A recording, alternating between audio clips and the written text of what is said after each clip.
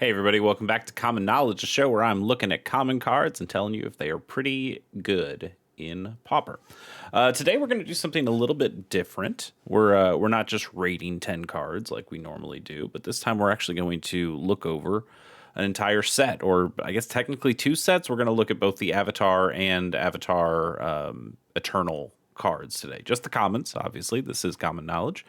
But I haven't really looked through this set all that comprehensively, and so I kind of wanted to do this for me to do like a kind of buyer's guide. And I thought, well, what if I'd recorded it and then everybody had a buyer's guide if they want it. I do want to stress I'm not an absolute Pauper expert here.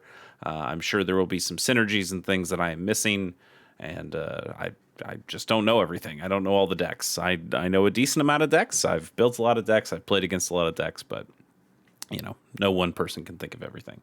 Also, I have seen Avatar: The Last Airbender. It's been a while. I've seen The Legend of Korra, which doesn't really matter to this. I don't think there's any Korra cards specifically in here. But I know the show. I would say I've enjoyed the show, and that being said, I'm still probably going to get a number of these names wrong, or be off a little bit. So who knows? I'm going to try my best. Let's get into it. We've got, as you can see here, 149 cards to talk about. I will not be giving these ratings. We can save these. If they ever show up in the 10 cards rated, we can rate them then. But right now, I'm just going to look at a card, tell you what it does, see if I can think of anything off the top of my head where it kind of makes sense from a deck perspective, and tell you what cards I'm at least planning on picking up and copies and things like that. Anyway, let's get started. We'll start with Aang. I almost said Ong. No, it's Aang. I know the show. I've watched the show. Aang's Defense. It's a single white mana for an instant. Target blocking creature you control gets +2/+2 until end of turn. Draw a card. Pretty normal. Pretty normal looking card there. I mean, I don't think you'd ever really use it in Pauper. The drawing a card's kind of nice for a combat trick, but also only working on a blocking creature is a little rough. Probably not something that is all that worth it. Aang's Journey is 2 mana for a sorcery. That's also a lesson. I guess we do need to talk about lessons. Let me get through this first, and then we'll talk about lessons just generally here. So it is a 2 mana sorcery, and it's also got Kicker for an additional 2. And you search your library for a basic land card. If the spell was kicked, instead search your library for a basic land card and a shrine card. Reveal those cards and put them into your hand and shuffle, and then you gain 2 life. Okay, so lessons. This is something that came from Strixhaven, I believe. I was not playing Magic during this time, but I'm pretty sure that Strixhaven is where lessons came from. And there are certain cards that can also learn, and learn is like a way to tutor for lessons. I think you can also, you rummage, right? You can rummage with a lesson instead, where you discard and draw, or maybe you draw and discard. I can't remember which exactly. The point is, there aren't a whole lot of learn cards or lesson cards that I can think of that have been played in Pauper.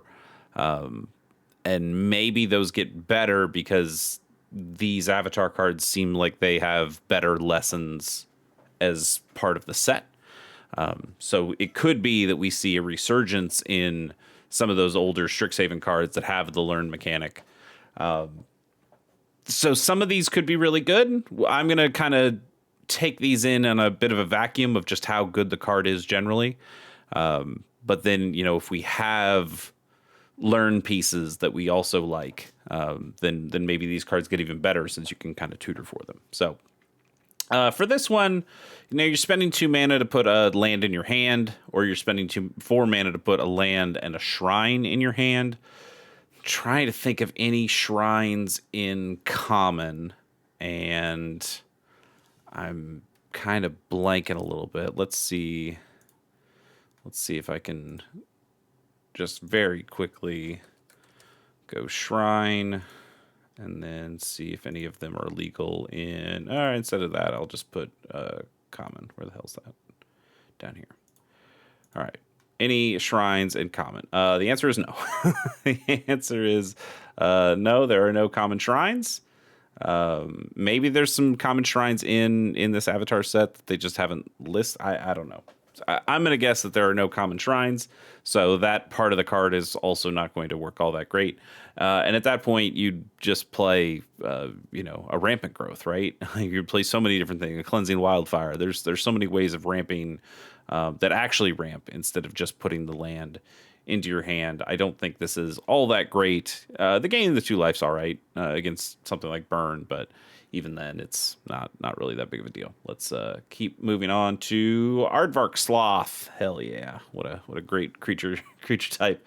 It's 3 and a white for a creature sloth beast. Hell yeah! It's a 3/3 lifelinker. Yeah, it's normal-ish. If this was a lot cheaper, you could talk about putting it in like a Gates deck, but as it is, this is too much mana for a 3/3 lifelinker. That's kind of normal. Creature type's cool. I like the name. I like it all. But yeah, this is also probably not something that's all that worth it. Okay, here we go. This is maybe the best card in the set from what I've heard. I haven't seen everything, but from the hype I've been hearing from other people, this is the card that matters for Pauper players. This is Abandoned Attachment, which is 1 and a hybrid Izzet mana, so blue or a red. And it's an instant. It's also a lesson. So again, if you have that learn ability, you can tutor this up. But it says you may discard a card. If you do, draw 2 cards. That is a pretty normal red effect. We've seen plenty of those. We even see them now with extra gravy, like Grab the Prize or something to that effect. But the special thing about this is that you don't have to play red to do this anymore. You could play this in mono blue decks. You could play this in Dimir decks and not have to worry about splashing red to get this. And why would you want to do that? Sneaky Snacker is really the reason. Sneaky Snacker is the card that if it's in your graveyard and you draw your 3rd card in a turn, it gets to come out of your graveyard and go onto the battlefield tapped.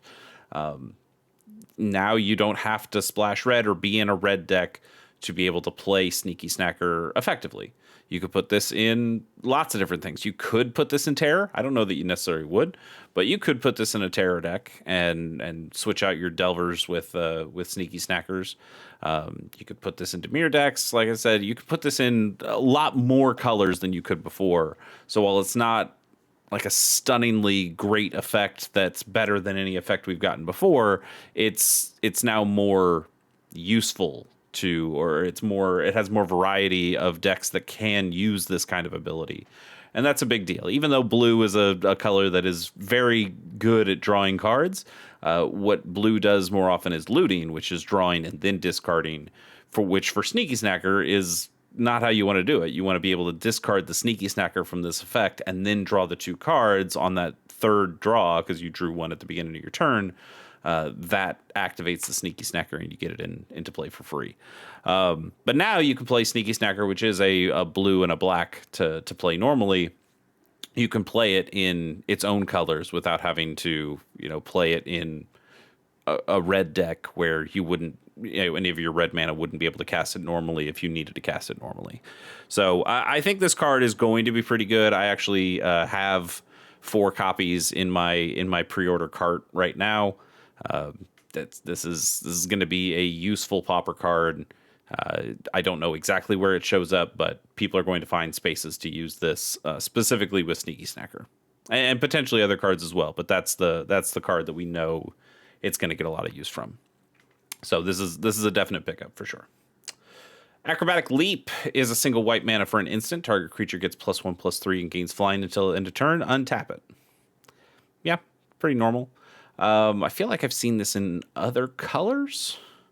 This may be like more of like a blue effect, maybe even like a green effect. Green would give it reach and not flying, but I guess having flying is kind of nice in that, yes, this is giving you a toughness boost and you're untapping it, so you might feel like you're going to use this a little bit more on defense to block bigger damage. You could also use this offensively as a way of getting in with flying damage. And then also, you have the creature untapped, so you could block with it later. It's okay. I like the art. I like this. I remember this scene from the show, and that's kind of cool. But oh, well, also it's from Lost Cavern, so it's already a pretty normal card that we've seen before, and doesn't really see much play. Don't worry about it. I would not worry about it anyway.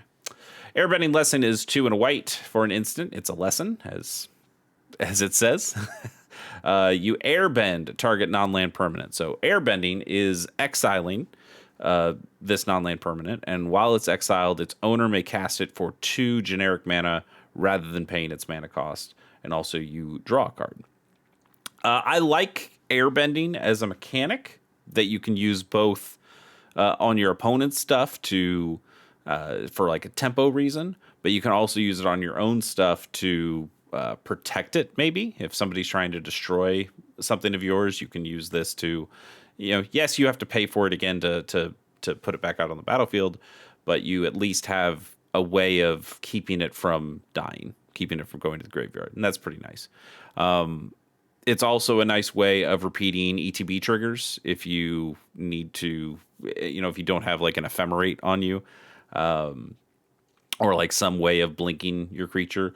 This is not the worst way of having a blink style effect, and it works on non-land permanents, or at least this one does. So instead of just being able to blink a creature, which many of those blinking effects do, just only work on creatures, this could potentially work on an enchantment or an artifact.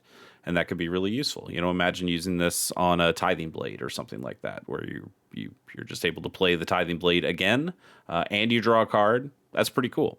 For 3 mana, it's a little much. I don't know if you'll end up playing this because it just does cost a little bit too much. I still think this is a cool card, though. I don't know if I'm necessarily picking up copies of this. I think some of the rares in this set have airbending to them, or airbend other things. I think those are going to be a little bit more interesting to me when it comes to something like my Blinky Commander deck that I've got. But I still think this card could be really cool, even if it's just like something you play in limited. I do like that it draws you the card as well, just so you have some kind of advantage there. We're not going to go over all these lands, but I will at least talk about this first one. Airship Engine Room is a land that enters tapped. It taps for blue or red, but I'm pretty sure they have them for every color combination. And you can also pay for and tap it and sacrifice it to draw a card. We've seen lands like this before. New Capenna had lands like this. Like Skybridge Towers is the one that always comes to mind for some reason.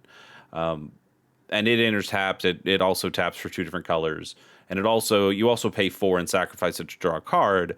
The difference is that the Capenna ones forced you to pay 2 and then the 2 colors that it made. So for Skybridge Towers, that's an Azorius one. So it made you pay 2, a blue and a white, tap and sacrifice it to draw the card. And this is now just generic mana. So it's strictly better, I suppose, than any of the Capenna lands. I don't know that this necessarily sees any play. We have a lot of dual lands that have a lot of different use cases to them.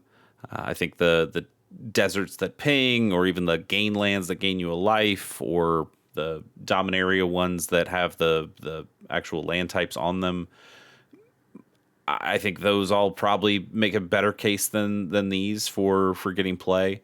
But I think these are kind of cool, and it's nice to see a small upgrade to something we've had before.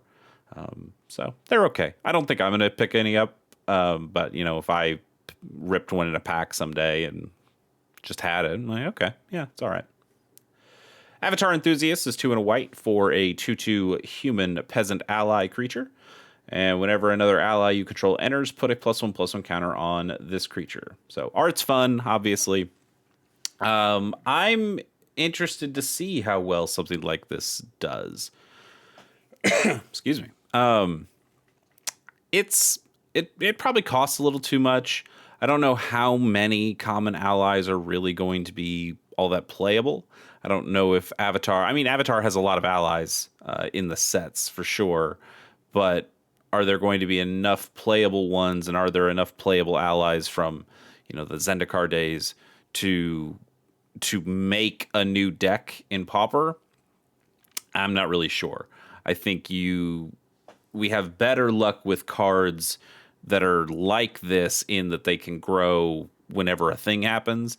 I think you find something more like the mono black sacrifice decks, like the Gixian infiltrators, that grow, that get counters on them as things die. Those probably work a little bit better than something like this, but I don't know. It's possible. We'll just have to see if allies become more of a Pauper thing.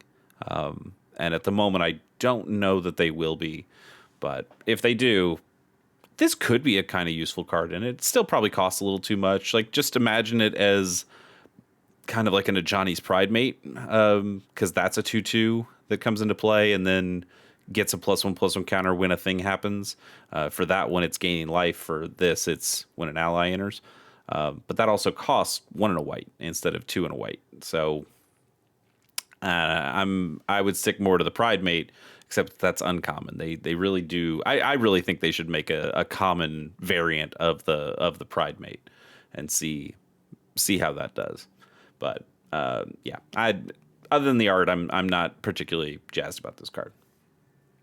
Azula Always Lies is 1 and a black for an instant lesson. You can choose one or both. Put a target creature gets -1/-1 until end of turn, or you can put a +1/+1 counter on a target creature. I think this is kind of cool. It's we've seen -1/-1 spells before that are solid. You know, there's plenty of things that only have 1 toughness in Pauper. And being able to put a +1/+1 counter on something at instant speed is also kind of useful sometimes if if somebody's trying to lightning bolt your guy and you can get it out of lightning bolt range. That's nice. You know, you can use this as a combat trick to power up your guy, get a little bit more damage through. It's pretty normal though. It's a pretty normal effect. It's nice that it's a lesson, so potentially being able to tutor it up, but I think you're going to be okay. Badger Mole is 4 and a green for a Badger Mole. Go figure. It's 4/4. When this creature enters, you Earthbend 2. So Earthbending is target land you control becomes a 0/0 creature with haste that's still a land, and then the number of Earthbending that you have. So in this case, it's Earthbend 2. You would put 2 +1/+1 counters on it, and then when that land creature thing when that dies or gets exiled, you return it to the battlefield tapped. Then it also has creatures you control with +1/+1 counters on them have trample. We've seen effects like that, especially in green before. But this is kind of interesting. It's 5 mana for what's essentially 6 power, which isn't a terrible rate. I don't hate that. It's also cool that your land becomes a 2/2, and you don't even really worry about it dying because it can come back to the battlefield. So even if this was like in a cleansing wildfire, Jun wildfire kind of deck, you could use this if you don't have one of your indestructible lands. You could still use this on one of your earthbended lands, and then you can, destroy this land, go find another land, put it into play, and then this land that you destroyed also gets to come back. Now that's non-basics, right? Maybe it's not. I can't remember what. I gotta remember what. Here, let me pull this up real quick, just so I remember. Is Cleansing Wildfire non-basics, or is it just any land? Hold, please. Figuring this out.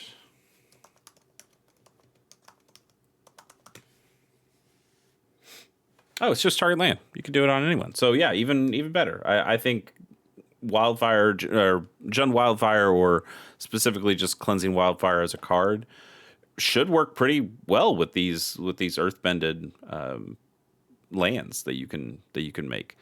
Might not be the most efficient thing when you would rather just take the damage with the land as a creature. The land doesn't gain vigilance, which is also like losing a land because now you've made it a creature, and so are you really going to swing with it all the time? I don't know. I'm interested to see how earthbended lands function and feel in games, but I think there's something interesting about it. And, again, I think 6 power for 5 mana is pretty all right, especially because at least the land itself is going to have trample because it'll have the 1/1 counters on it. If you're in a 1/1 counters theme, giving other things trample because they have the counters on them is pretty cool too. I kind of wish that the Badger Mole had a way to get a counter on it in some way. That maybe it says something like when a land goes into your graveyard, you get to put a 1/1 counter on this guy. I don't know. Probably would be a little too good for what they wanted with this card. It's neat. It's neat, but I don't think it's necessary to be picked up. Sorry, coming off a bit of a cold, so we'll see if I can hold up over 149 cards. Barrels of Blasting Jelly is a single mana for an artifact. You can pay 1 and add 1 mana of any color. You activate that only once per turn. Or you can also pay 5, tap, and sacrifice this artifact to deal 5 damage to target creature.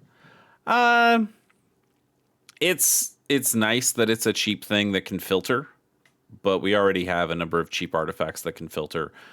This only filters once. I suppose many of those others you have to tap to filter, so I suppose it's better in that sense. I mean, you could use both of these abilities in one turn. You could filter the mana first if you needed that, and then spend another 5 to sacrifice it and deal damage to a target creature. It's cool to have a little bit of a removal spell on your filter spell, but I don't think either of these effects are all that great to really warrant all that much play. Probably a decent little thing to put in limited to make sure you can play your cards. So I don't hate it there, especially as a 1-drop, and you can always use another 1-drop in limited. Beetle-Headed Merchants is 4 and a black for a 5/4 human citizen. Whenever this creature attacks, you may sacrifice another creature or artifact. If you do, draw a card and put a 1/1 counter on this creature. That's kind of okay. Mono Black Sacrifice is generally a very low to the ground deck that doesn't have a whole lot of space for 5-drops. This also not having any sort of evasion on it makes it a little difficult to really get through on that damage because once you've got 5 mana to play something like this, your opponent probably has a board of creatures as well. Although you're in black, so maybe you have ways of removing those creatures to allow yourself to swing in for more damage. I do like that you can sacrifice both creatures or artifacts, so that's something useful. You can get rid of little map tokens from Fanatical Offering or blood tokens from Blood Fountain, and that it also draws you cards. Drawing cards is pretty good. You're always going to want more cards, especially in like a mono black sacrifice where having cards means you have more fuel to do the things that you want to do. That you can play more things to get sacrificed. I don't hate this. If I had a mono black sacrifice deck, I might consider picking up a couple copies just to give it a try. But I think ultimately it's just a little too pricey. Even if I think it's kind of worth its price, I think generally you're going to find that you're okay sticking with the 1 and 2 and maybe even 3 mana cards in your mono black sacrifice deck, and that this isn't necessarily needed. Moving on to Bender's Waterskin. For 3 mana, it's an artifact. You untap this artifact during each other player's untap step, and it taps to add 1 mana of any color. I like this. I like it more for Commander than I do for Pauper, but I do think it could find a place in Pauper. There are plenty of 1 mana spells, little cantrips, or the red elemental blast or blue elemental blast, hydro blast, that kind of stuff. That it would be fun to be able to play more of your cards on your turn, and then at least know that when you go to your opponent's turn, you get that 1 mana back. I have 1 mana here that I can use to spell pierce you or something, and that's okay. That's pretty cool. I think this thing over time, if you can get it out early enough, will pay you back mana and then some.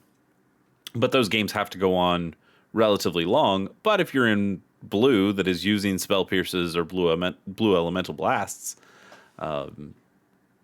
you should be able to make the game run long with all your counters.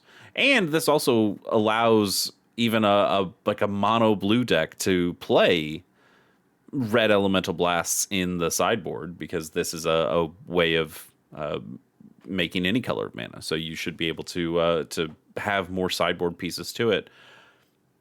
I could see this being cool.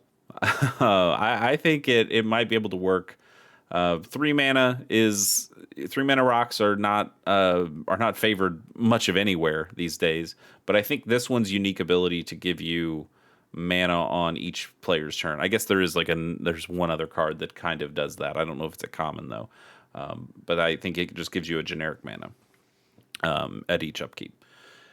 Or untaps, and then you can tap it to bring a generic mana out. So it's cool that there's one here that says you can do it as a mana of any color. Yeah, I don't hate this. I have 2 actually on my pre-order list right now. One for like a commander deck, and well, 2 honestly for a commander deck. But if I see this popping up in Pauper somewhere, I wouldn't be surprised. So. Maybe go pick yourself up a copy or 2. Borcupine is 2 and a red for a 2/2 boar porcupine. Whenever you cast a non-creature spell, put a +1/+1 counter on this creature. It's almost good, right? It's tempting. There's, you could get like an Izzet Spellslinger deck. Start putting on a bunch of stuff on this. Even just a mono red burn list that. Every time you play a lightning bolt, you get to put a 1/1 counter on this guy. That's okay. Now you can go fast and a little bit tall. He costs 3 mana though. That's the real problem. Yeah, the turn after you play this guy, you might be able to play, a grab the prize and a lightning bolt or something like that, and get this guy up to a 4/4, maybe even a 5/5, and I don't know. That seems pretty cool. 3 mana 5/5. Yeah, but I think he's just a little too fragile. I think he's going to get hated out pretty quickly by most decks. If you're blue, you could bounce this thing back to a hand, and then you lose out on that tempo of the +1/+1 counters. I mean. He's cool though, and he's fun to say. I don't know. I might pick up a couple of copies of this at some point. I'm not really a red player all that much, so it's a little less interesting to me. But I think somebody could find a spot for this in a deck, and it would make perfect sense. We've already talked about these lands. Let's move on to this is from the Eternal one. It's Brainstorm. Hey, we've done Brainstorm on the 10 cards rated before. It's one of the best cards ever made in Pauper or out of Pauper. So if this helps to make more cheapish Brainstorms, great. I mean, right now you can get a copy from Duskmourn, with pretty decent art for $1.33. I like this art the best. I think I like the Mercadian Mass version a little bit more than I like I don't know. I do really like the Future Sight frame. And this is $3-ish. We'll see how much this version ends up costing. But obviously, you should grab yourselves 4 copies of Brainstorm if you don't already have it. It's one of the best Pauper cards you could possibly ask for. Boomy Bash is 3 and a red for a sorcery. You get to choose one. Either Boomy Bash deals damage equal to the number of lands you control to target creature, or destroy target land, creature, or non-basic land. We've seen land destruction decks in Pauper. I wouldn't call them popular, but they're always around. And despite the cost, it costs too much. 3 in a red is a lot.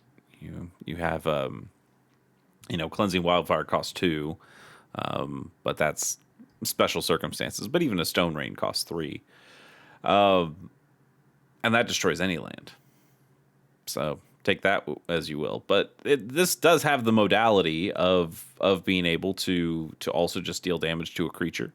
If you have 4 lands, this is 4 damage. That's all right.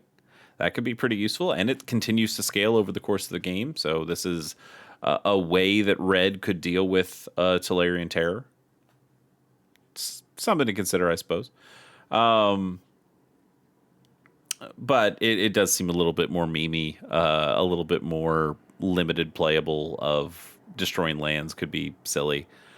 Yeah, I think you can skip it, but it is fun that it's in the format. I would like to see somebody play with a card like this in Pauper. I mean, Callous Inspector is a single black mana for a 1/1 human soldier. It has Menace, and when this creature dies, it deals 1 damage to you and create a clue token.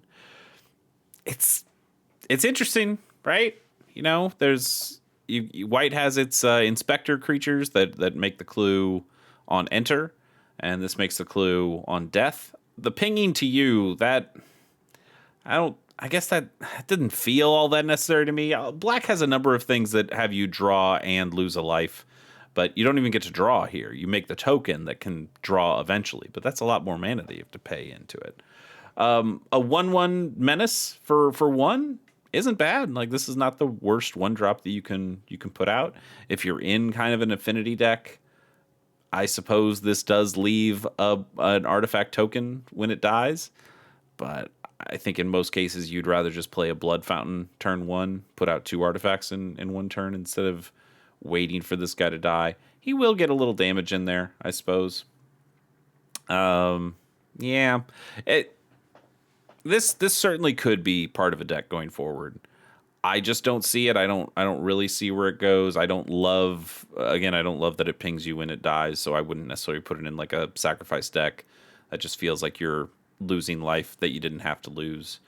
But there's enough tempting stuff on this card that makes you want to find a place for it.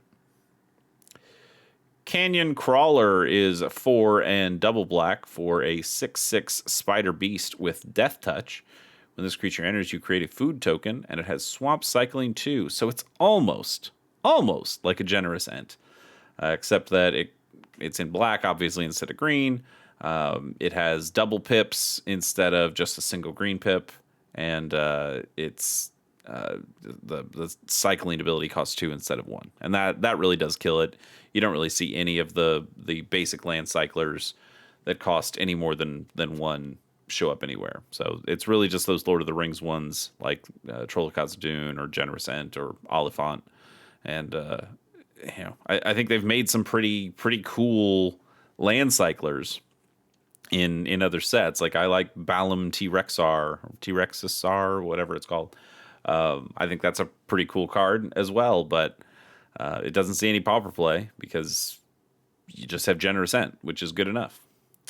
I like that it's a 6/6 with Death Touch. That's a scary thing to have to face. But you're never going to be able to turn to Exhume this like you would with a Troll of Khazad-dûm, and that really is kind of its downfall. I think it will be a very good limited card if you go into your pre-release or something, and early in the game you're able to ditch it for a land. Later in the game, you put down a 6/6 with Death Touch. That's really tough to stop at that point. But I don't think it really goes anywhere in Pauper. It is cool that it's a spider, I suppose, since we've dealt with a lot of Spider-Man cards recently, so it might get some buffs in more of a constructed format like that. But even then, I think you're going to find you have better options to play than this. Capital Guard is 1 and a red for a 2/2 human soldier. That's it. Yep, that's it. It's a grizzly bear with better types, I suppose. And is it a better color? I wouldn't even say it's a better color. I think red also has enough creatures that would just be better than this. So yeah, vanilla creatures do not really show up in Pauper. Cathartic Reunion. This is a card that we've seen a number of times before in Assassin's Creed and Secret Lairs, Double Masters, Ikoria, that kind of stuff. I think it's interesting though. It's 1 and a red for a sorcery. As an additional cost to cast the spell, you discard 2 cards and then you draw 3 cards. So we've seen plenty of grab the prizes and things like that. We just talked about it with the abandoned attachments from this set as well. ditching 2 cards potentially allows you to ditch 2 sneaky snackers. And then you draw 3 cards, and you can put them both on the field. It's okay. I don't think we really see it played often. The other ones with the extra gravy on it are generally a little bit better than having to discard 2 cards. I think what really sucks is if you're hell-bent, you have no cards in your hand, and this is the first thing you draw, top decking, because you won't be able to play it for a while because of that additional cost. And that's a little bit rough. I think that's probably why it ends up not seeing much play. But it could have its place if you really had those cards available to you. Cat Owl is a 3 and a hybrid Azorius, or white or a blue. It's a 3/3 flying cat bird, and whenever this creature attacks, you untap target artifact or creature. Kind of interesting. A little bit normal, but kind of interesting. Not interesting enough to really see Pauper play. Just costs a little bit too much, even though it's a 3/3 flyer. I think this will also play pretty well in limited. I think you'll be fine playing this. It goes in a number of different colors, so that's pretty cool too. But I don't think it's really all that great for more constructed formats. Cloud Shift, that's a classic card right here, but I gotta say, this art rules. This Skull Cloud, that is awesome. Man, I like Cloud. I might have to pick up a copy of this just to put in my Blink Commander deck, just because I like this art so much. But we've seen Cloud Shift. I don't think it really sees all that much play anywhere. It's just a worse ephemerate. And do you need copies 5 through 8 of ephemerate in your deck? Probably not. Ephemerate just does the job better, cleaner, more. It just does it more. But I am going to write this one down. I need 1 copy of Cloud Shift. And then little parentheses for Commander.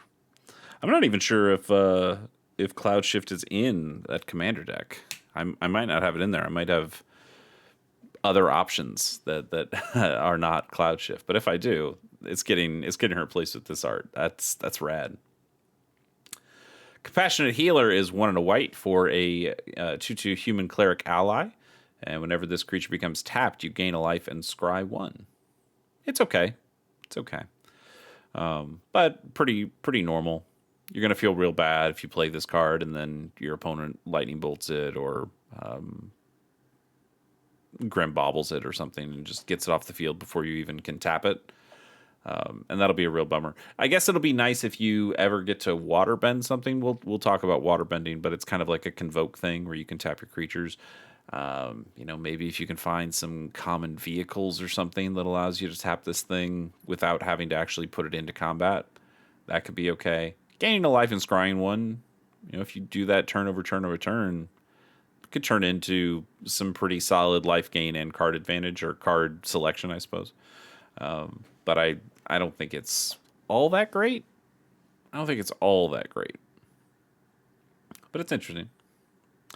Consider, it's a card we've seen many times before, and it's pretty cheap. Why does this version cost $5? I mean, I guess people like Iroh, but you could get lots of other copies of Consider. Consider's a cool card though. It's a single blue mana for an instant. You surveil 1 and then you draw a card. You don't really see it in Pauper all that much. We just have so many good single blue cantrip effects. Is this better than Opt? Yeah, I guess it is. I guess it's better than Opt. But is this better than Ponder? Is this better than Preordain? Is this better than Brainstorm? And I think the answer to all of those is no. But it's still a good cantrip option that's always available to you. But I don't think I don't think Pauper really needs it at this point with all the other ones that I mentioned, and there's plenty that I didn't mention. Thought Scour, Mental Note. There's a lot more that get used in a lot more decks than something like Consider does. Corrupt Court Official, Portal 3 Kingdoms card. Hell yeah, it's back, baby. But we've seen this a couple times before. Also in Streets of New Capenna. Would you rather pay $18.50 or 4 cents? Don't ask me. Don't ask me. You know what I'm going to say. I love the Portal 3 Kingdoms card. But Corrupt Court Official, pretty normal thing here. 1/1 Human Advisor for 1 and a black, and when this creature enters, target opponent discards a card. It's fine. We've seen other cards that do this. There's rats that do this. There's the Virus Beetle that does it. The Virus Beetle's at least an artifact creature. Sometimes that matters a little bit more if you're looking for affinity strategies. He is an advisor. He is a human. Those creature types might be more useful to you. And in that case, I suppose this is an option for you. But I don't see it played in Pauper these days. And I don't think that's going to change. I mean, Refurbished Familiar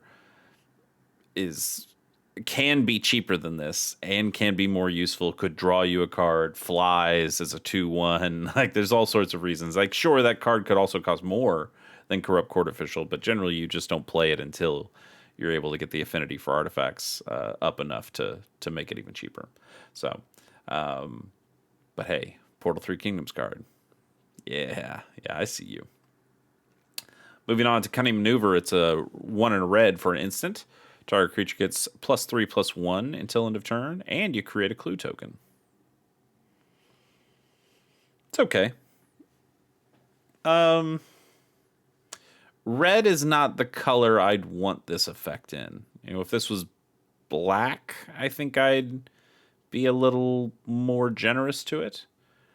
The combat trick is fine. +3/+1 is okay for 2 mana. It's okay. The clue token is okay. So you're slapping 2 okay things together to make a halfway decent deal. But I think you'll generally play other cards outside of this.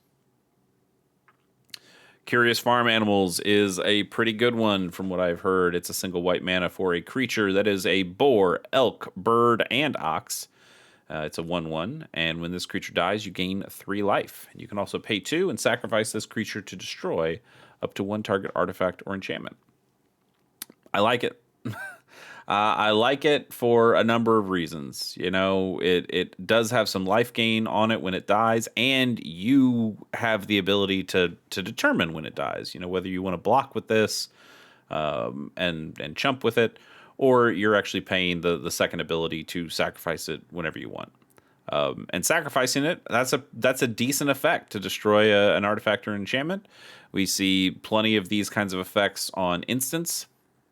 We've seen it happen on creatures as well. We've had, you know, Insidious Fungus or whatever. Is that a common? I don't even think that's a common. So maybe we're getting more of those kinds of options in common. I like that it just costs 1 white to play. I like that you don't have to tap it to do its ability, so you could just pay 3 mana to get this effect.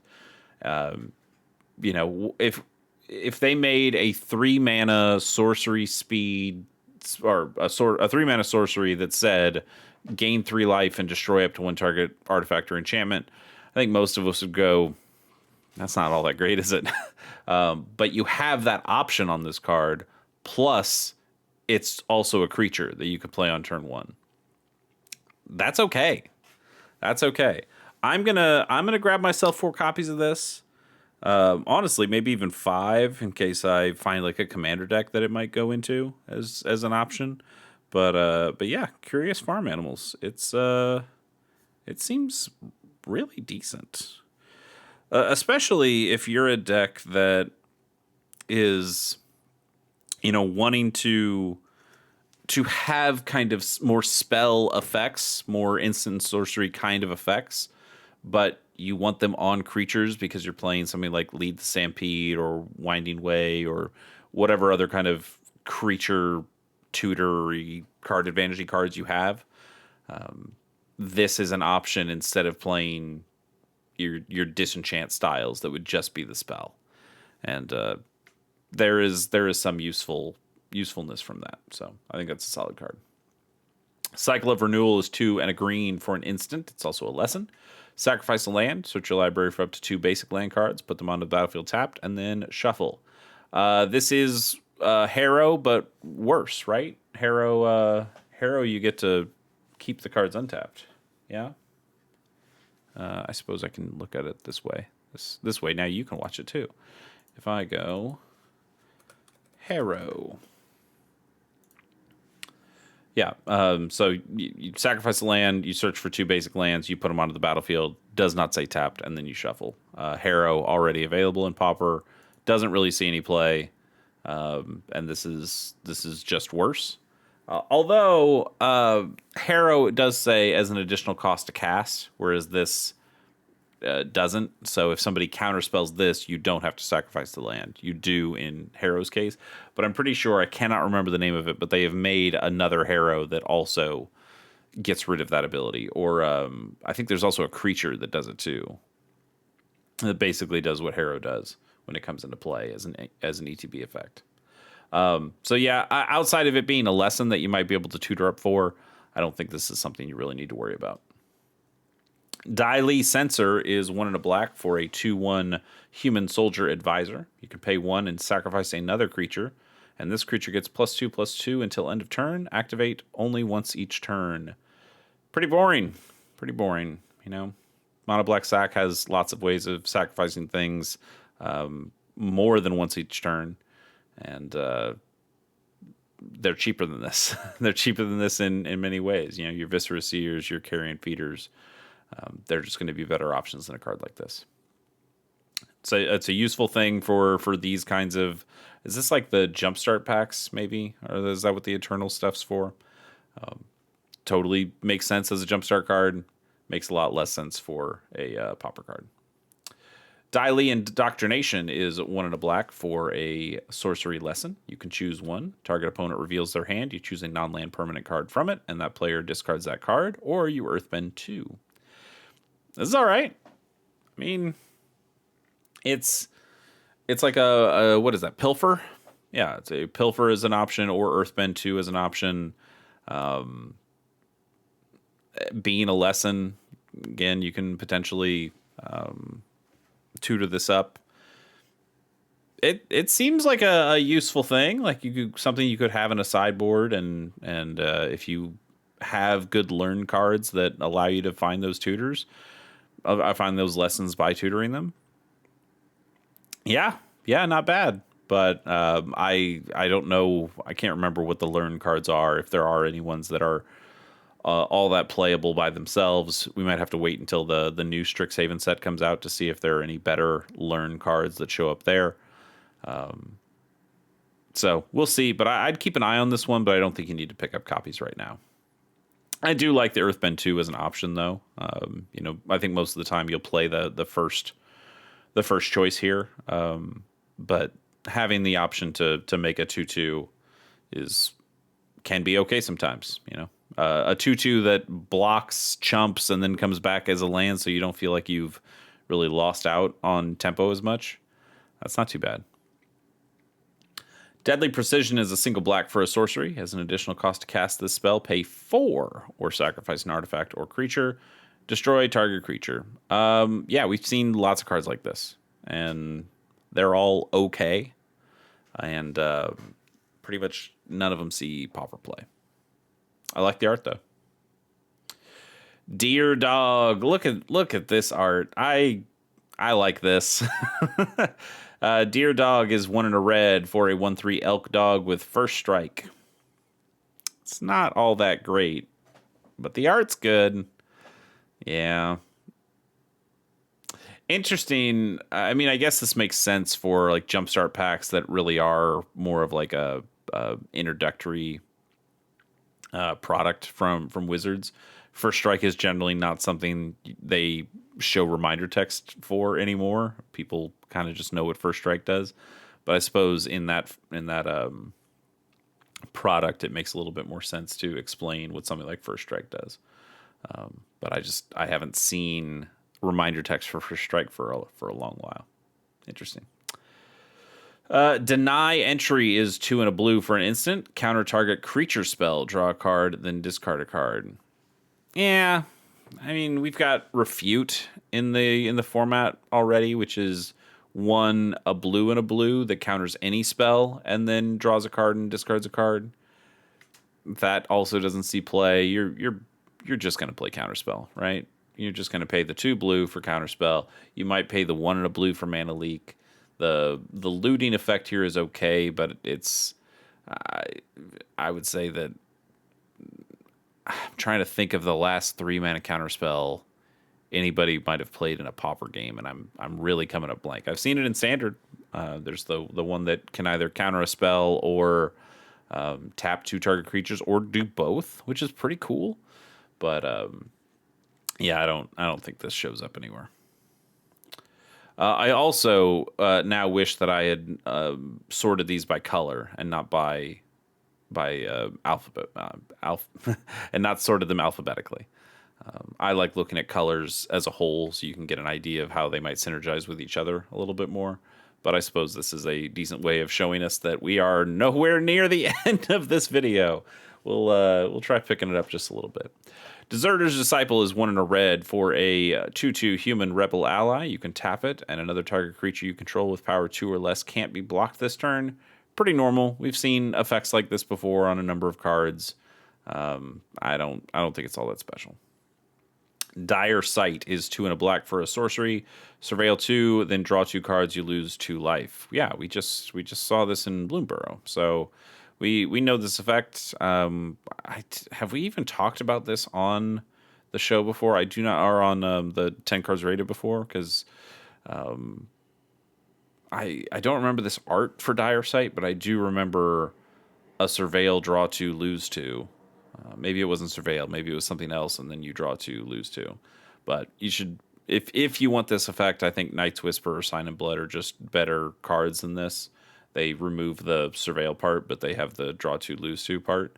And I think those generally make a little bit more sense to me. Dragon Moose. Oh, creature types. Look at the creature types. It's 3 and a red for a 3/3 Dragon Elk. It's got haste. Yeah, that's not all that great. I would like.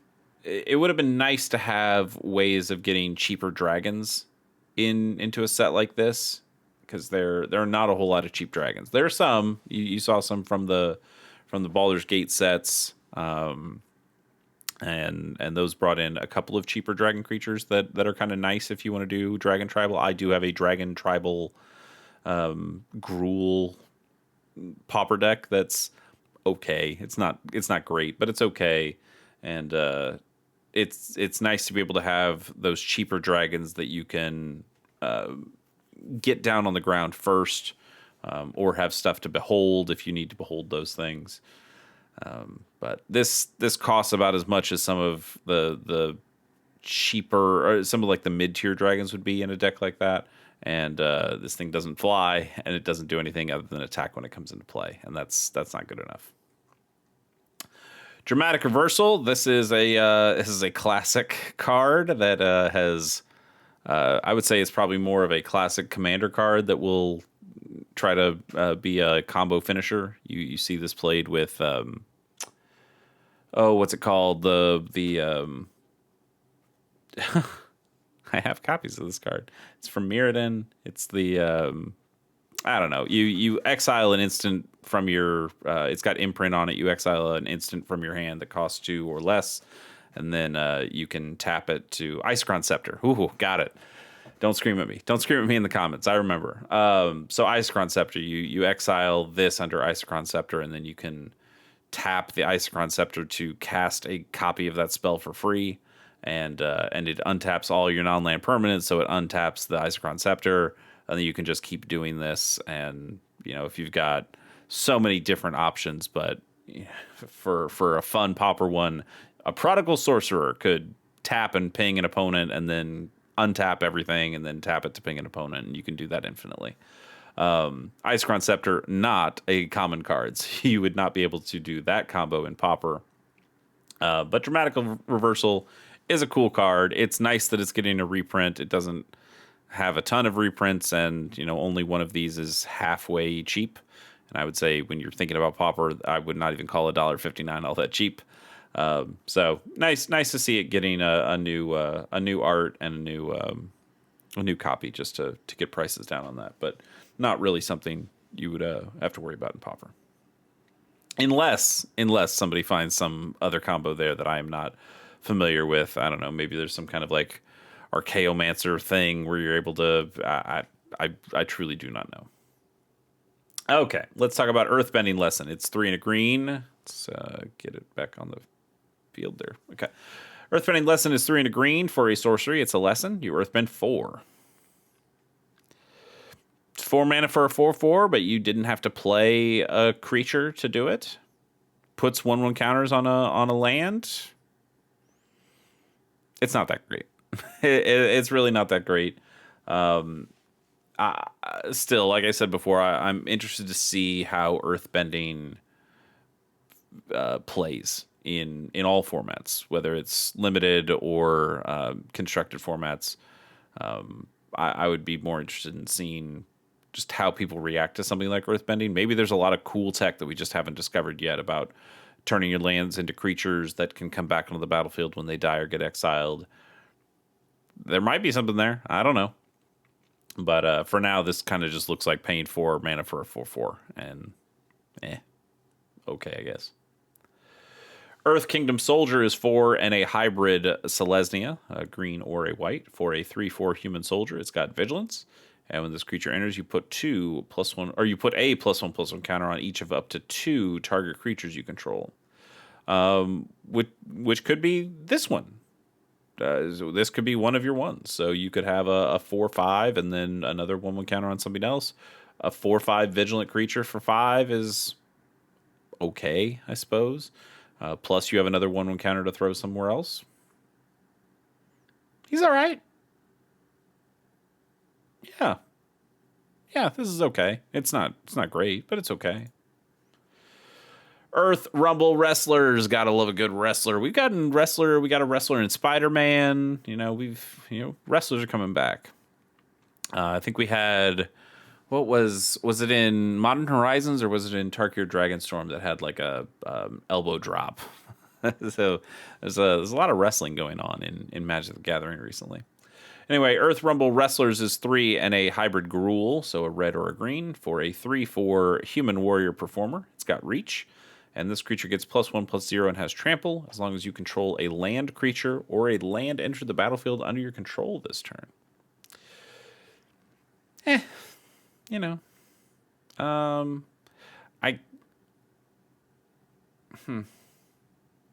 It's not really landfall, because it doesn't say it only works once per turn, but just the way it's worded only really works once per turn, right?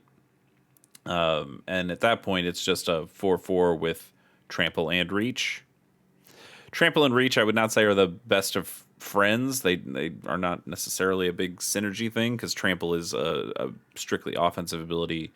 Reach is pretty strictly defensive ability. I'm not sure how reach really helps you in an offense. I guess there's like the Dalsum commander card, right? Or not commander card, but like if you use Dalsum as a commander, like that has something like creatures with reach are unblockable, something to that effect. But yeah, reach is generally something you play on defense.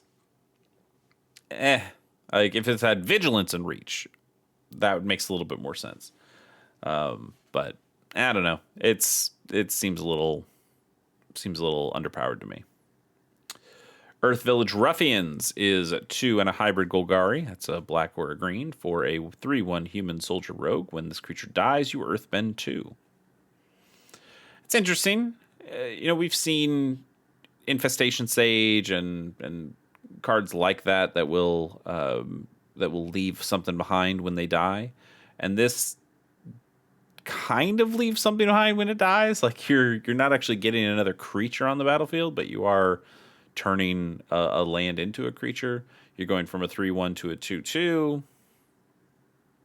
I don't know. It's pretty. It's a roundabout way to get a pretty normal effect, and it costs a little too much. So, Elephant Rat. God, I have not seen this one yet. Elephant Rat is 1 and a black for a 1/3 Elephant Rat. Yep, with Menace.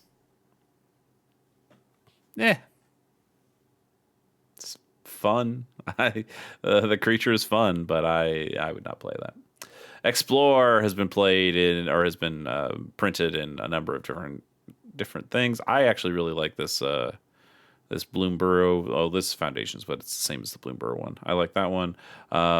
This one comes from, is this a Zendikar one? I think this is a Zendikarish one. I like that art too. I've played Explore in a couple of Pauper decks. I would not say it's the most amazing card ever, but 1 and a green for a sorcery. You can play an additional land this turn, and you draw a card. So if you draw that card and it's a land, you get to play that second land drop, or you just have 2 lands in your hand. It could be kind of neat. I've considered this for something like my mono green Urza Tron deck, but needing the green to play the Explore kind of defeats the purpose of being able to put a second land down, because what you want to be able to do is, make the Urzatron. And if one of those lands have to be green to be able to cast this in the first place, you could have just played the second Urza land instead and get closer that way. It's okay. It's a classic card that is good in many formats. I don't know if Pauper is one of those formats necessarily. Explosive Shot is 1 and a red for a sorcery. Explosive Shot deals 4 damage to target creature. It's not terrible, but in Pauper, it's Galvanic Blast has to go through a couple hoops first, but that can do 4 damage to a creature. I think at this point you'd rather just want the Lightning Bolt that does 3 damage for 1. I don't think adding a mana to get an extra damage that now can only be locked to creatures is what you're really looking for. Feed the Swarm. We've seen this one a lot, but it is a okay card. 1 and a black for a sorcery. Destroy target creature or enchantment an opponent controls. You lose life equal to that permanent's mana value.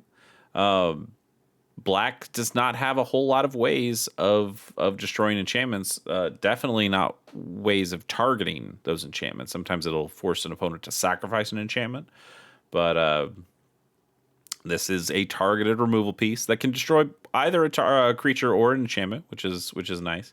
Losing the life to the mana value is a little bit rough, but if you're a black deck and an enchantment is ripping you apart, this is one of your only options, especially in Pauper. I think it's kind of is like your only option.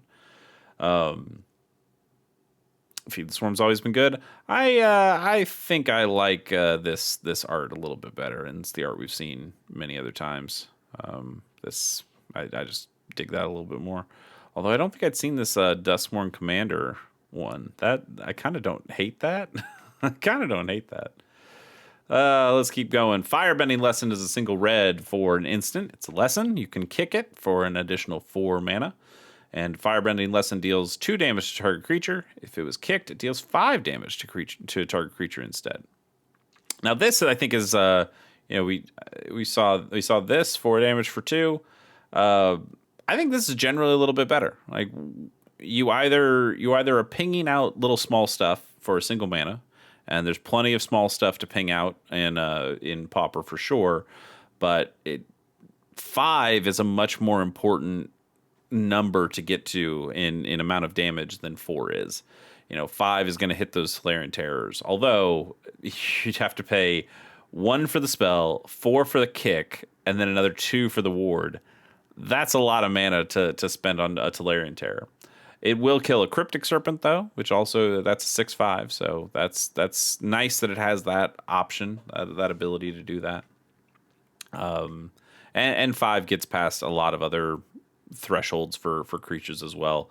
So this does do a halfway decent job in something that even like a Burst Lightning can't do. Burst Lightning is pretty similar to this card in that it's 2 damage, or you can kick it and it deals more damage, although that can also go to the face, but it only does 4 damage instead of 5, and that's a difference. That's a difference.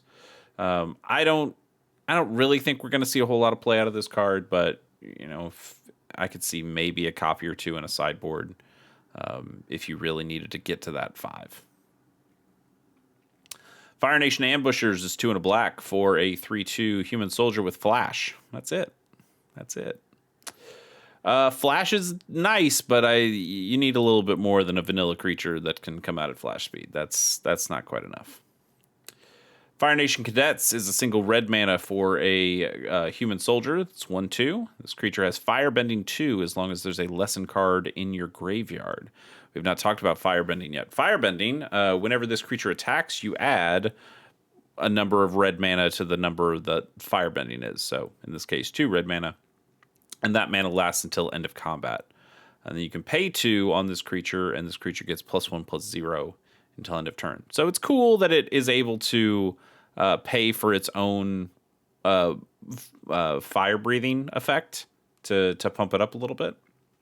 That's okay. So it is kind of like a 1 mana 2/2 when you think about it. That's kind of okay. Now, it's a 1 mana 2/2 when you're able to put that lesson in your graveyard. You have to have casted the lesson first. So this is going to require some lesson pay. I mean, I guess it doesn't require that, but it only gets the extra mana when you do that. And I don't think this card makes much sense if you're not getting the firebending out of it.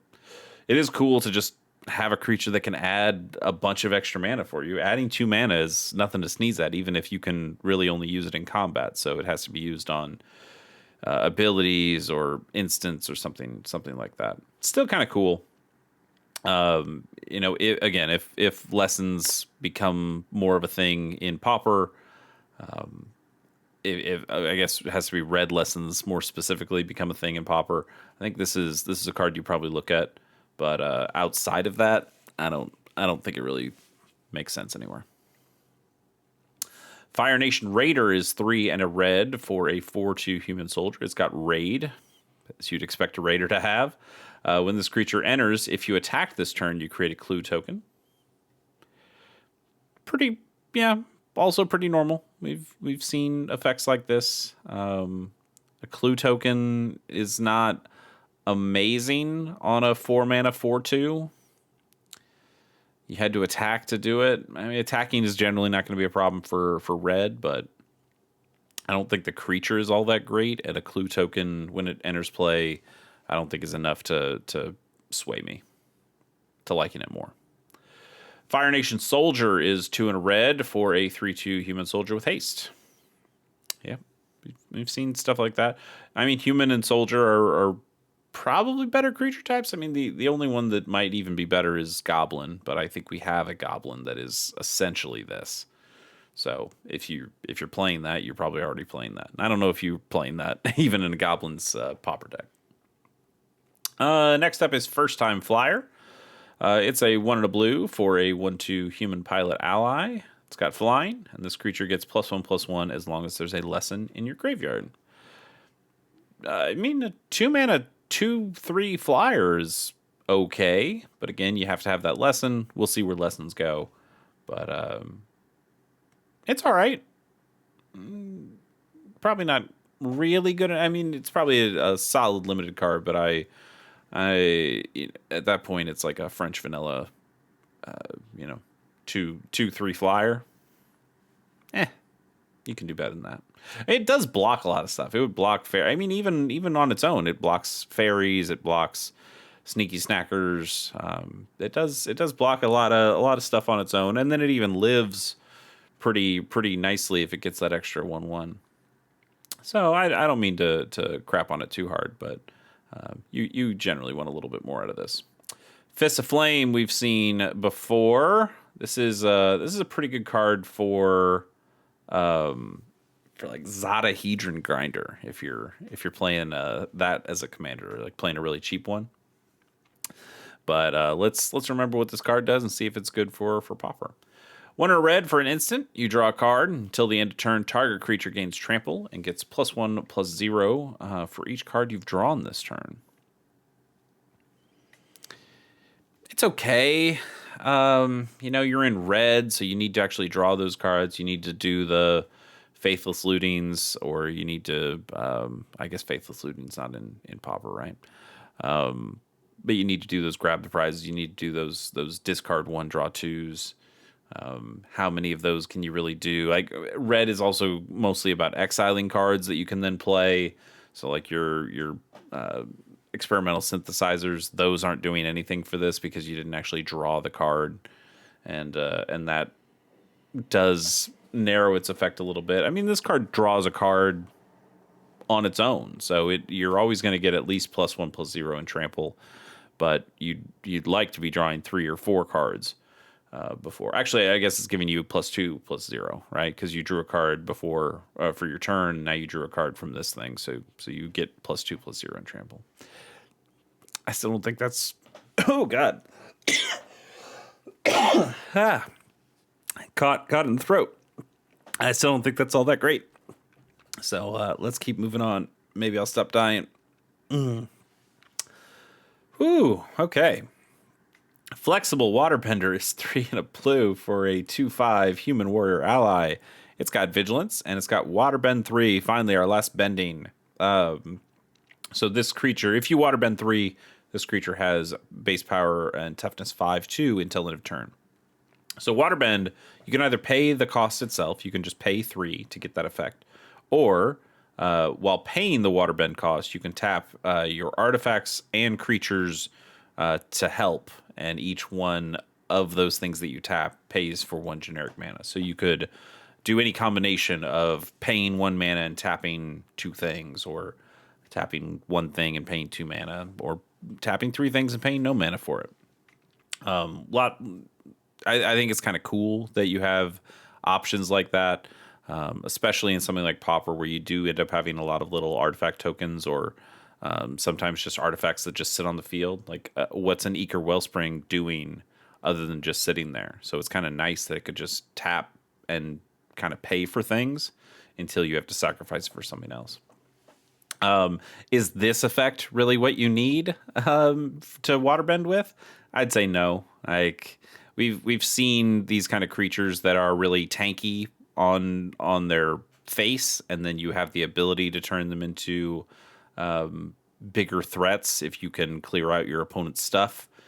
Cool, yeah, you do 5 damage instead. I like that it does have vigilance though. So if on my turn I turn into a 5/2, deal a big 5 damage to the opponent, and then at the end of turn this thing goes back to being a 2/5 and it's still untapped because it had vigilance, that's okay. At 4 mana, that's asking a little much though.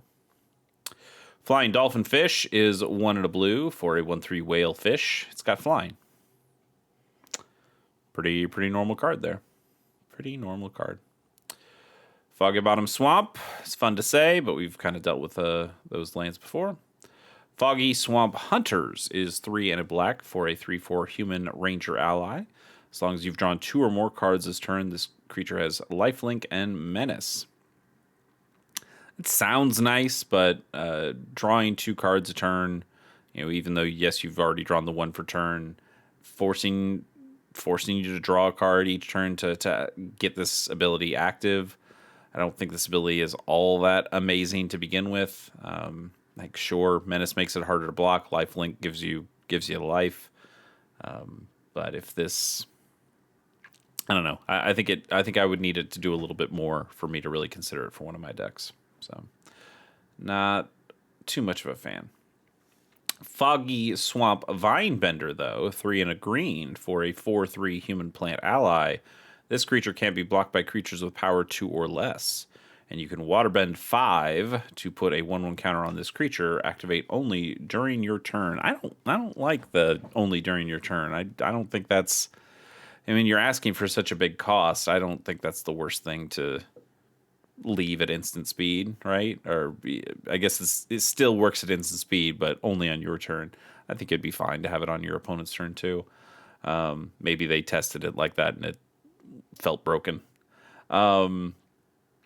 I do like that it's a big guy that can only be blocked by other big guys. It gives it a form of evasion that doesn't just let your opponent make a billion tokens.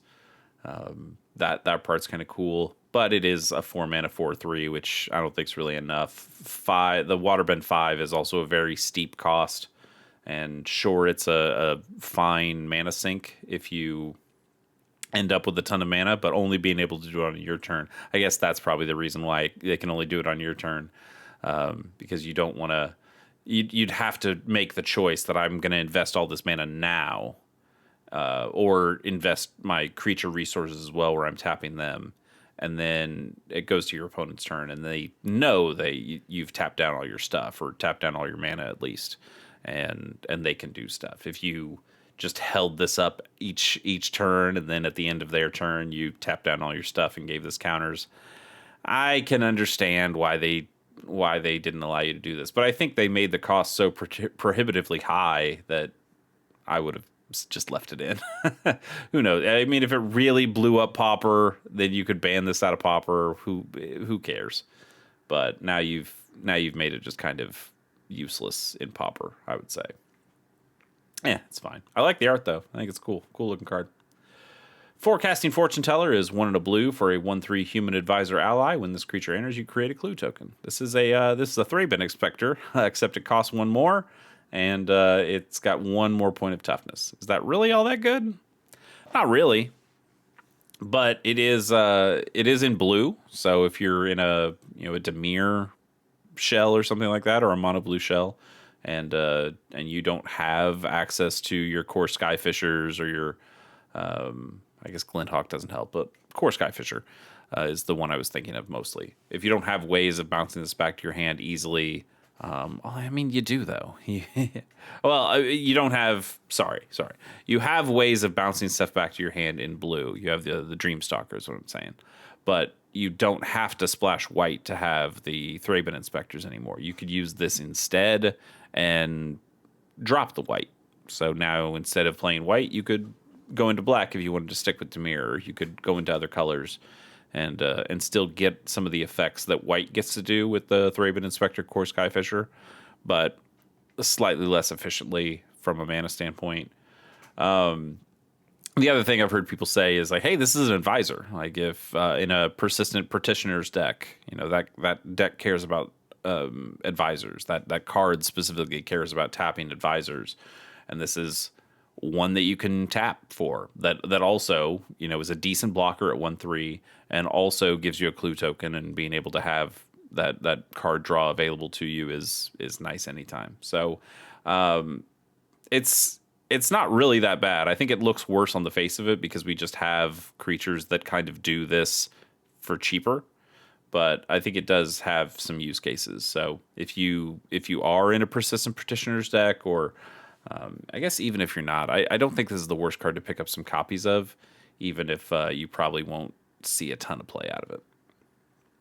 It's a basic land. You should put this in your decks.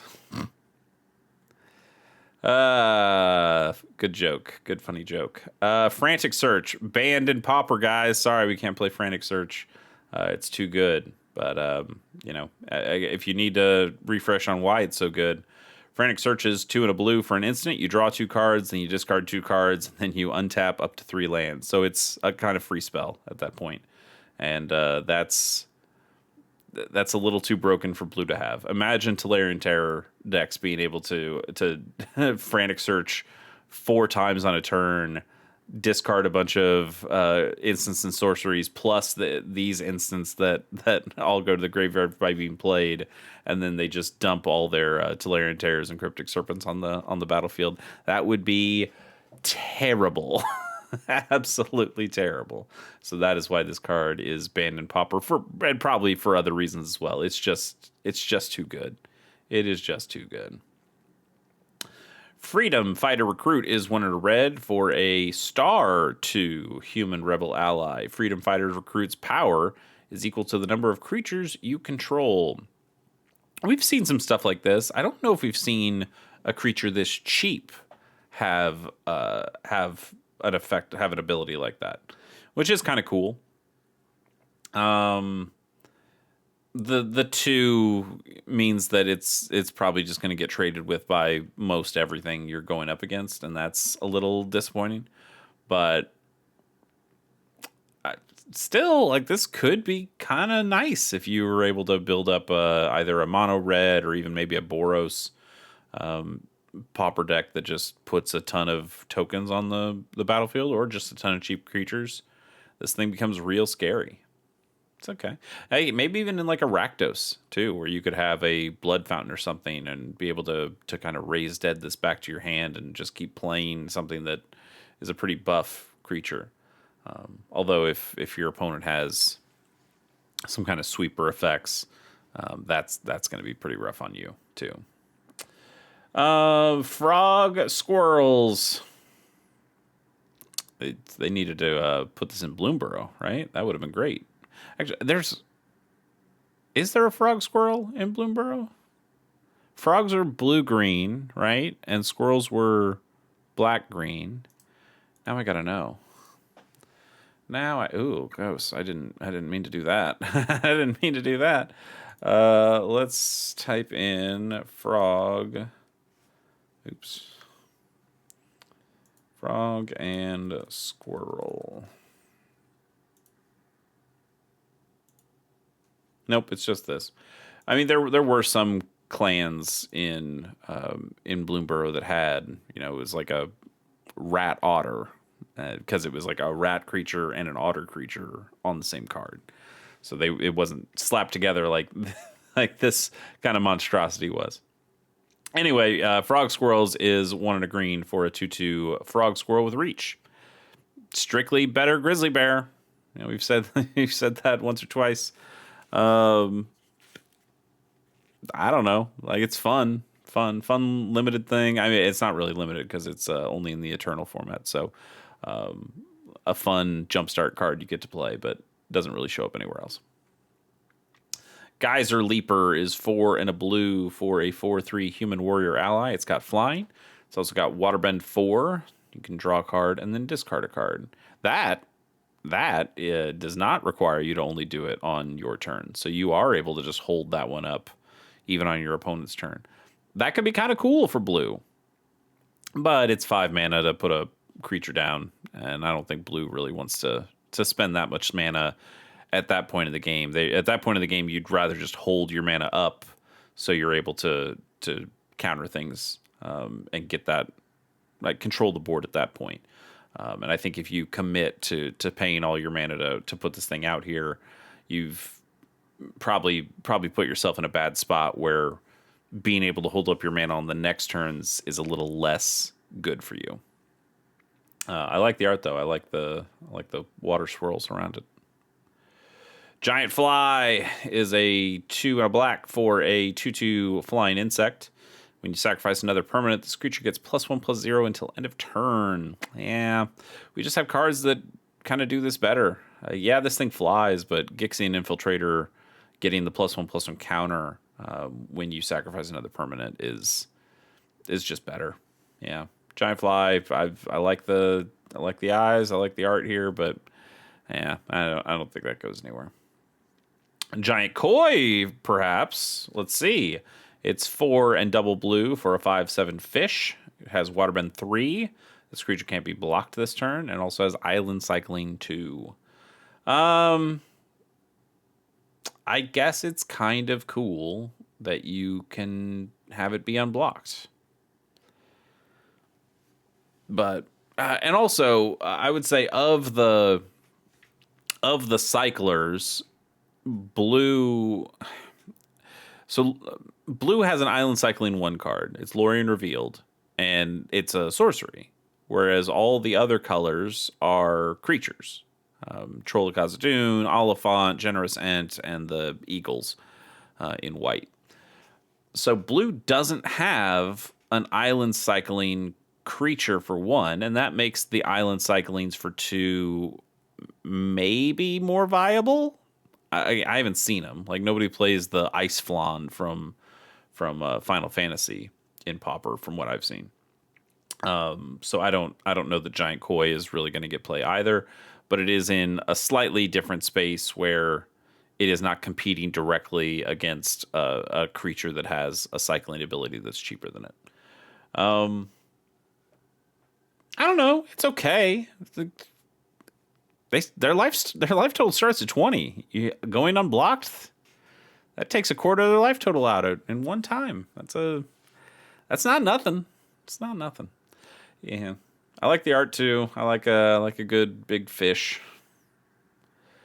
Let's move on to Helicorn. It's a single black mana for a 1/1 lizard with Death Touch. We've seen lots of 1/1 Death Touchers. I think you see them more in green, but they're also in black too. We just had one that's an artifact creature, I think, in black in Edge of Eternities.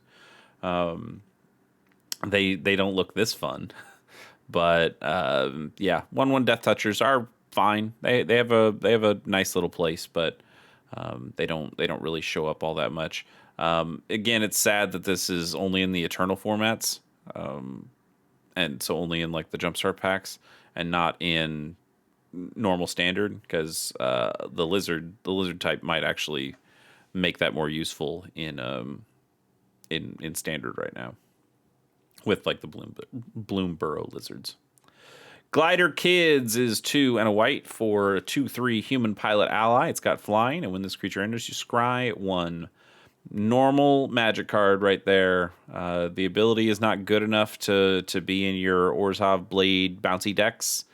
2/3 flyer is fine, but you get that with Core Skyfisher for 2 mana, and that allows the Orzhov Blade bouncy decks, whereas this does not. So yeah, I think that's kind of a miss. Again, probably a good limited card. I think this would be a totally fine limited card. Hippo Cows are adorable. It's 4 and a green for a 5/4 Hippo Ox. It's got trample. I kind of appreciate that these like combination creatures are all like French vanilla. I think that's kind of fun that they get like one ability and halfway decent stats, but not much else. But it does make them very boring for like a Pauper format, because you don't play any of them. You wouldn't play a 5/4 trample for 5 in Pauper. No way. Hog Monkey. That's what they call me. Hog Monkey is 2 and a black for a 3/2 Boar Monkey. At the beginning of combat on your turn, target creature you control with a +1/+1 counter on it gains Menace until end of turn. And it also has Exhaust. Interesting. For 5 mana, you can put 2 +1/+1 counters on this creature. And you can activate an Exhaust ability only 1 time per creature. So if you bounced this, or it died and you brought it back from the graveyard and you played it again, that's like a new instance of the creature. You could use the Exhaust ability again. But as long as this thing stays on the field, it will not be able to exhaust a second time. Anyway, I don't think this is terrible. It's not great. Let me be very clear about that. But I like that. I like that it just gives stuff Menace, and it also has a way of giving stuff the counters it needs, or gives itself anyway, the counters it needs to make the Menace a little bit more viable. And if you are a deck that's able to put +1/+1 counters on other creatures, that it could do that with those creatures. And this thing doesn't have to attack either. So imagine your mono black sacrifice deck. You've got your Carrion Feeder, your Gixian Infiltrator, or the Beetle. I forgot what the Beetle's name is, but that does a similar thing that gets 1/1 counters. This guy lets them get Menace. And if they get significantly big enough, which they certainly can, now your opponent has to block 2 things with it. And that's not nothing.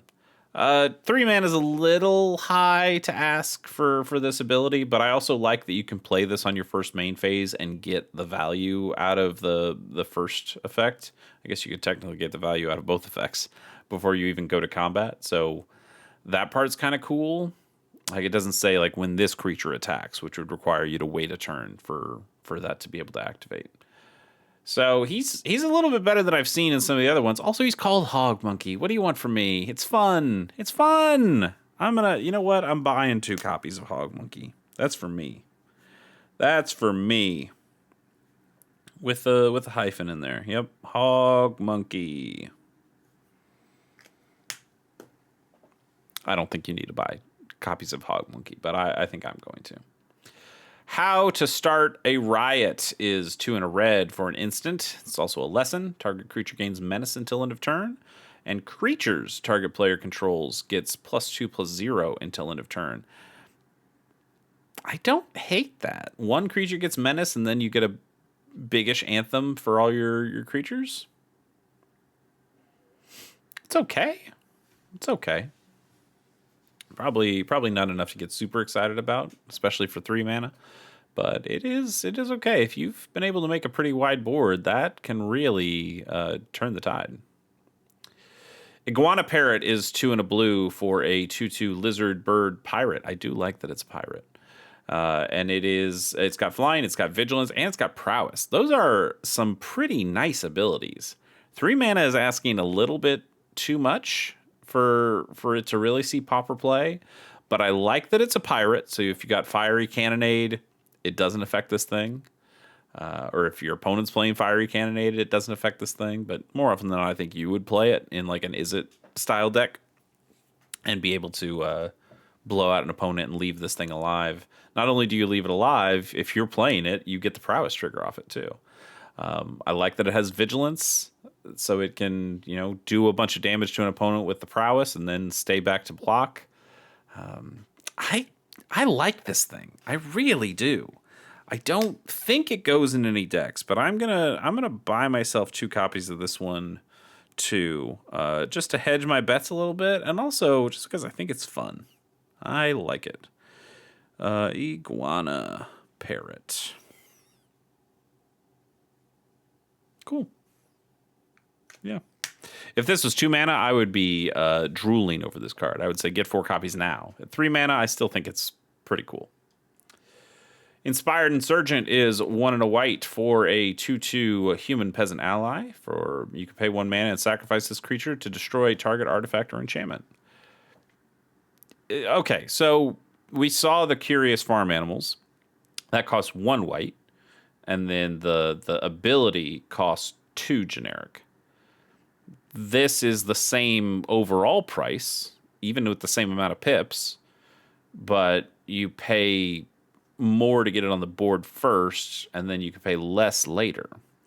But it also doesn't have the when it dies you gain 2 life, 3 life. I think it was 3 life. But it's a 2/2 instead of a 1/1. So, what's more important to you on the balance there? And I think for me, I think it's the 1 mana to put the creature out in the first place. I think that's a little bit better to me than having, because I don't really care too much about the stats if I'm going to sacrifice this creature anyway. Because at that point, if it's 2/2 and I'm going to like chump block something and then sacrifice it in response, I'd rather that be a 1/1, right? Because I'm not going to do the damage back to it anyway. If it's a 2/2 and I think, oh, well, I could have just traded with that thing, I'm going to feel worse that, well, I could have traded with it, but I left their creature alive because I wanted to destroy the artifact or enchantment. I think this is a little bit worse, even though it feels like it's like a equal sidestep from the Curious Farm Animals. But I think this is definitely worse. And we've also seen other cards like this. There's even ones. What's the one? It's like 3/1. It's got flash. Cathar Commando. Yeah. Let's look just to be sure. Cathar Commando. Boom. Look at that. Yeah. So it's something you can play at flash speed. It's got 3 power, so that could also potentially trade with an even bigger thing instead of using this ability, and that feels a little bit better. I think you'd play Cathar Commando 10 out of 10 times before you'd pay this or play this, whereas the Curious Farm Animals might actually have more of a place. Island, also a basic land. It'll quench you. Is 1 and a blue for an instant. It's also a lesson. Counter target spell unless its controller pays 2. Okay, it's a spell pierce, that costs 1 more, but also works on any spell and not just non-creature spells.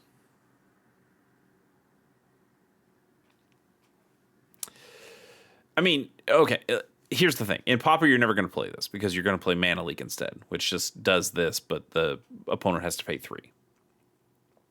You're going to do that every time. Or you're going to pay 2 blue mana and just counterspell it. This is a solid card, though. As a lesson, it's kind of cool. Like, as something that you might be able to tutor up. You're not going to be able to tutor up Mana Leak as easily. There are ways, but not as easily as a lesson could. But for the cost, you're really going to want a Mana Leak instead of this, which is funny. Like, this will quench you. Mana Leak will not have the, you know what I'm going for. It's not a very funny joke. Zhong, I'm probably saying that one wrong. Zhong's Deserters is 1 and a white for a 1/2 human rebel ally. When this creature enters, you put a 1/1 counter on target creature. So this could be a 2 mana 2/3. Okay. Could be 2 mana to put a counter on something else. Okay. It's just okay. Kindly Customer is 1 and a white for a 1/1 human citizen. When this creature dies, you draw a card. Again, pretty normal thing here. We already have Outlaw Medic, right? Outlaw Medic is just this, but incredibly better, right? Outlaw Medic. Yeah, for 1 and a white, you can get a 1/3 with lifelink, and when it dies, you draw a card. That's better. That's better. That's why Outlaw Medic goes in Caw Gates, or most Gates decks, and this won't see any play. That's the difference. Although she's given some real bedroom eyes over here, which Outlaw Medic does not do. Koala Sheep is very cute. It is 2 and a white for a 3/2 bear sheep. Even though, excuse me, koalas are not actually bears. Anyway, don't listen to me. It's 3/2 bear sheep. When this creature enters, you gain 3 life. We have 2 mana guys that gain you 4 life when they come into play. This has better stats to it, but outside of being very cute, I don't think it really sees much play. Komodo Rhino is rad. It's 3 and a red for a 5/2 lizard rhino with trample. The card's not very good, but the idea is rad. That's a menacing looking thing. But it's got trample, not menace.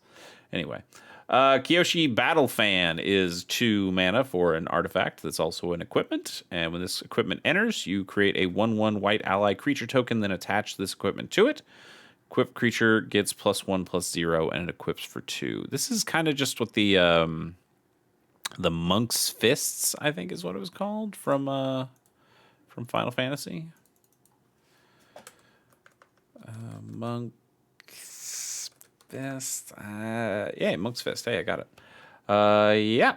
Yep, it's pretty much exactly the same, except you get an ally instead of a hero, and this thing turns into a monk. Same equip cost. Same. Did that cost 1 or 2? It cost 2. So yeah, it's the same, basically the same card. The ally probably actually makes this card a little bit better than having a hero. I mean, Final Fantasy had some hero boost to it, but this set has a lot more ally usefulness to it. So you'd rather play with this instead. Overall, I don't think you're playing really with either of them, but at least in limited, this will be an okay card. Any deck can play it. That's kind of cool. And then the equip cost isn't terrible to put it on something else later, but it's not really a Pauper thing. How we doing? We're 81 of 100, so we're getting there. We're almost 2/3 of the way through. Kyoshi Village, we've done these kind of lands before. Kyoshi Warrior Guard is a 1 and a white for a 2/3 human warrior ally that is generic other than that. I really like the art. I think the creature is boring, so we'll move past that. Kyoshi Warriors, though, slightly different than the Warrior Guard. That's 3 and a white for a 3/3 human warrior ally, and when this creature enters, you create a 1/1 white ally creature token. Now, that's 4 mana for 4 power. 4 power and 4 toughness. But it's over 2 creatures. That's okay. You know, if you bounce this, you can do it more often. But it's a pretty big cost. Again, I like the art here too. I like the Kyoshi Warriors. I think they look real cool. But I don't love the look of this card exactly. I mean, I love the look of this card. I just don't like the look of this card. You know what I'm saying. Lightning Strike, very classic card. We've seen it in lots of places. It is already in Standard. It's been in Standard for a while. It's in Standard with Dominaria. It continues to stay in Standard with Aether Drift, and it'll remain in Standard. It sees some sparing Pauper play as you know, you run out of Lightning Bolt spots, and maybe you don't want to play Chain Lightning. Sometimes you'll play a Lightning Strike to get that 3 damage out there still. But generally, not really. Lost Days is 4 and a blue for an instant. It's also a lesson. The owner of target creature or enchantment puts it into their library second from the top or on the bottom. You create a clue token. It's okay. It's okay. We've seen cards like this. Is it Deem Inferior, I believe? Let's look it up since we're talking about it. Deem Inferior. Yep. So it costs less. Yeah, costs less. And it can cost even less when you draw a bunch of cards. And this is non-land permanent. And it goes on second from the top or on the bottom. So I would say this is generally just better across the board. Yeah, you don't get the clue token, but yeah, you would play Demon Inferior over this. Don't worry about it. Many partings we saw in Lord of the Rings, but we're seeing again here in Avatar. It's got the cabbage guy on it, so that's why you want it. It's a single green mana for a sorcery. You search your library for a basic land card, reveal it, put it into your hand, shuffle, then you create a food token. It's okay. It's okay. It's like a Lay of the Land that gets you a food token, so it's better than that. But I think you'd play like Bushwhack instead, right? Is Bushwhack in Pauper? Is that a common? Bushwhack's a common, isn't it? Bushwhack. Yeah. Yeah, Bushwhack's in common. So I think you'd use Bushwhack almost every other time because the removal spell is pretty useful there. And the land thing is nice if you really need it, but food token's okay. You know, it could work in an affinity kind of thing. It could work in a life gain kind of thing. It could work in a Cauldron Familiar kind of thing where the food tokens matter a little bit more, but I think overall you'd probably just rather play Bushwhack. And Bushwhack also doesn't really see that much play, so. Mechanical Glider is a single mana for an artifact. It's also an equipment. When it enters, you attach it to target creature you control, and that creature gets flying. And it can equip normally for 2. 1 mana to give a thing flying. That's a flight. But now any deck can play it. Yeah, it's just normalish magic card. Meditation Pools, you've done that one. Merchant of Many Hats is 1 and a black for a 2/2 human peasant ally. For 2 and a black, you can return this card from your graveyard to your hand. Ooh, to your hand. I suppose the skeletons that can do that are in Foundations and other sets as well. Reassembling skeleton. That's a 1/1, but lets you return it to the battlefield, whereas this one returns to your hand. That's asking for a lot of mana to be able to continue replaying this time and time again. It is nice that it's a 2/2 instead of just a 1/1, but I think that's a bad deal overall. Messenger Hawk is 2 and a hybrid Dimir, either a blue or a black, for a 1/2 bird scout. We're getting Stormcrowy up in here. It's got flying, and when this creature enters, you create a clue token. And this creature gets +2/+0 as long as you've drawn 2 or more cards this turn. It costs too much. It costs too much to really make it work. It's cool that it can become a 3/2. It can probably dish out a decent amount of damage. Bet this will be a pretty useful limited card, but I don't think it really makes it into Pauper. Misty Palms Oasis, we've done that thing before. Mongoose Lizard is a 5/6 mongoose lizard, as the name implies.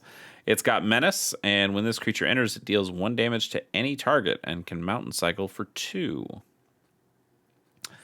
I think the stat line's all right. I think Menace is okay for a creature like this. I do like that it just has an ETB, even though that ETB is not particularly all that powerful. It's something. We talked about the land cyclers here. You're just going to play Oliphant over this, but I think this makes a good effort. Still not there, but it makes a good effort. Mountain. It's a nice looking mountain. North Pole Gates. Yep, done that too. Octopus Form is a single blue mana for an instant. That's also a lesson. Target creature you control gets +1/+1 and gains hexproof until the end of turn, and you untap it. I don't hate any of these. I guess this is kind of like a Snakeskin Veil. I guess technically a little bit worse than a Snakeskin Veil since you don't get a counter. You just get the +1/+1 until end of turn. But you also get to untap it, which Snakeskin Veil doesn't let you do. It's also a lesson, so you can tutor it, like we've said. We've seen a number of cards that do similar things to this, but it could potentially be okay. And I think the lesson thing makes it unique enough that maybe it does show up somewhere in a sideboard, something. I don't know. It's okay. We've done those city-ish lands. Origin of Metal Building. This Metal Bending. Sorry. This one's pretty good. Let's talk about it. It's 1 and a green for an instant. That's also a lesson. You get to choose one. Either you destroy target artifact or enchantment, or you put a 1/1 counter on target creature you control. It gains indestructible until end of turn. All right. This I like. For a couple reasons. So it's a naturalize, which naturalizes are fine. We've made a lot of better naturalizes over the years, but still, naturalize is perfectly okay. It is a lesson. You know what we've said about lessons, so having that tutor ability is okay. And then, while it's not like a full protection, indestructible is all right, and it gives you the counter. So I think this gives you some really good flexibility. We've seen other cards that are kind of like this, that are naturalized with extra on it before. We've seen, Heritage Reclamation from Tarkir Dragonstorm.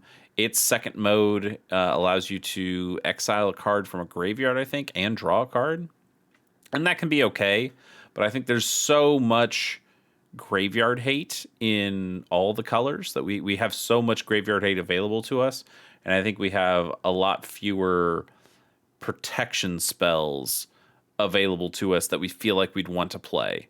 And so having a protection spell along with a naturalize effect, I think is maybe a more useful modality than the exile a card from a graveyard. Although the drawing a card's kind of nice. Anyway, I have 8 copies of this in my pre-order basket, and that is for commander decks where I think this card's really going to shine, but I also think this could be a Pauper sideboard thing. This is also like Chase's pick. This is common knowledge. This is the one you should get. Have I said my name? My name's Chase, by the way. So yeah, this is like a card that I absolutely think you should go grab a handful of copies of just to have it. Really useful card. Ostrich Horse is 2 and a green for a 3/1 bird horse. When this creature enters, you mill 3 cards. You can put a land from among them into your hand. If you don't, put a 1/1 counter on this creature. We've seen this on a lot of things. We talked about it on a couple of episodes of the rating Pauper cards already. There are cards out there that do this with that mill 4 cards instead of 3. We see some that cost 1 and a green instead of 2 and a green. We've seen better effects than this. I guess this is a 3/1 where some of the other ones are 1/1s or 2/2s. Actually, I think the other ones we've seen are just 1/1s. So I suppose getting 2 points of power is nice, but I would not pay the extra 2 mana for that effect when there are so many cheaper options available. That the Pauper decks that you play these in, your spy combos or your or just your normal dredge decks, they don't want to pay this much for that kind of effect. Otter Penguin is 1 and a blue for a 2/1 otter bird, and whenever you draw your second card each turn, this creature gets +1/+2 until the end of turn and cannot be blocked this turn. So it's okay. I mean, it doesn't really need evasion because it can just. I mean, it doesn't need like menace or flying or anything like that because it just can be unblocked a lot of the time. In blue, you're going to be able to draw that second card most turns, if not every turn. The question is this good enough to to make the cut there? And I don't think it is. I don't think it quite is. Yeah, I don't think it quite is. It's fun though. It's fun. I think you could do some work in limited. Path to Redemption is 1 and a white for an enchantment. That's an aura. You enchant a creature, and enchanted creature can't attack or block. Then you can pay 5 and sacrifice this aura and exile enchanted creature. Then create a 1/1 white ally creature token. Activate that ability only during your turn. I mean, pacifism effects, like 1 white creature can't attack or block. We've seen those since what, Mirage? That's when pacifism came out. Normalish magic cards that we've seen a billion versions of. They try to put a little gravy on some of them sometimes. This one, it's nice that it can just exile the creature eventually. Like if you know, you don't really want to pay 7 mana to exile a creature, but you have the option to, I suppose. You can do that, and then you can get a creature back out of it. Again, you can't hold it up to use that mana at the end of your opponent's turn. You have to use this ability only during your turn.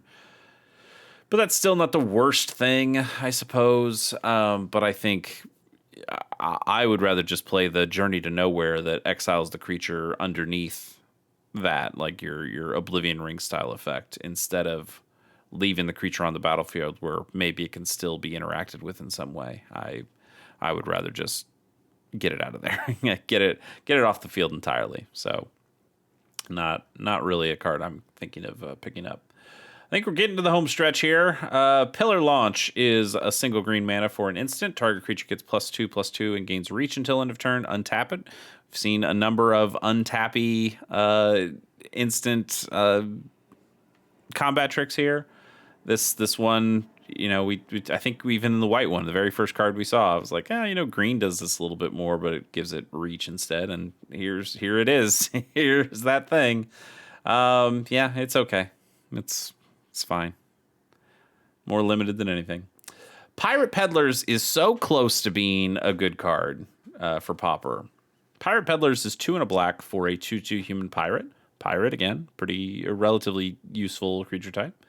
And it's got Death Touch, and whenever you sacrifice another permanent, you put a 1/1 counter on this creature. We've talked about Gitaxian Infiltrator or Gixian Infiltrator. We've talked about some other mono black sack guys who do similar kind of effects. Those guys all cost 2, and this guy costs 3. And yeah, he's got Death Touch. That's pretty useful. That could be really nice. And he's a pirate, and that can sometimes matter. 3 mana is just too much for this guy. And it's sad because he's so close. He's so close to being a really playable guy for Pauper, but not quite. Plains, yep. A Platypus Bear is 1 and a hybrid Simic. It's a green or a blue for a 2/3 Platypus Bear. It's got Defender. When this creature enters, you mill 2 cards, and as long as there is a lesson card in your graveyard, this creature can attack as though it didn't have Defender. We see this in blue pretty much every set. Not necessarily the mill 2 cards, but always some kind of blue creature that has Defender that can lose Defender with some kind of condition. This time they've turned it into a blue and green creature, so that's some real innovation, I suppose, but not enough to make it worthy of Pauper play. Pretending Poxbearers is 1 and a Norzhov hybrid mana, which is a white or a black. For a 2/1 human citizen ally, when this creature dies, you create a 1/1 white ally creature token. Yeah, we've got enough of these effects too. We talked about Infestation Sage. That leaves a 1/1 black and green insect with flying, so it leaves a better token behind than this. Although the ally can sometimes matter. This having 2 power is the only thing that really makes it more useful than potentially one of the other ones, but I would say it generally no. Generally no. Purple Pentapus is a single black mana for a 1/1 octopus starfish, and these guys are also very cute. When this creature enters, you surveil one, and then for 2 and a black, you 2 and a black, and also tap an untapped creature you control to return this card from your graveyard to the battlefield tapped. He's neat. He's kind of neat. I mean, you wouldn't play this in your Orzhov bounce decks. The surveilling one is not a good enough ETB to really matter all that much. Do you put this in mono black sacrifice as a creature that you can bring back from the yard consistently? Maybe, but I think you still have faster options than that. I think it's just like a generically pretty decent card, but I don't think it necessarily goes in a deck somewhere on day one, at least not like an established deck that I can really think of. I don't hate it though. I don't hate it. I think it's potentially playable, but maybe just outside of the realm of playability. Rabaroo Troop is 3 and double white for a 3/5 rabbit kangaroo. It's got landfall. Whenever a land you control enters, this creature gains flying until end of turn, and you gain 1 life. And it also has plane cycling too. That's okay, I guess, but not amazing. Again, another land cycler that you're probably not going to use. It's only 5 mana, though. I think a lot of the ones that we see, especially on the Avatar set, cost 6 instead of 5. So I guess it has some potential playability there that you might be able to play the creature part earlier. It's the only landfall card we've really seen this time. We've seen stuff that is affected by lands or when a land comes into play, but not truly a landfall ability. This could gain you a handful of life over the course of a game. And, plane cycles, so that's something, but yeah, not particularly great. Rock's Audience is a 1 and a green for a 2/1 human citizen. You can tap this for green, but if you control a creature with power 4 or greater, you can tap this for green instead. Interesting. Yeah, we've seen similar things like this that have this kind of ferocious ability. That's when you have power 4 or greater.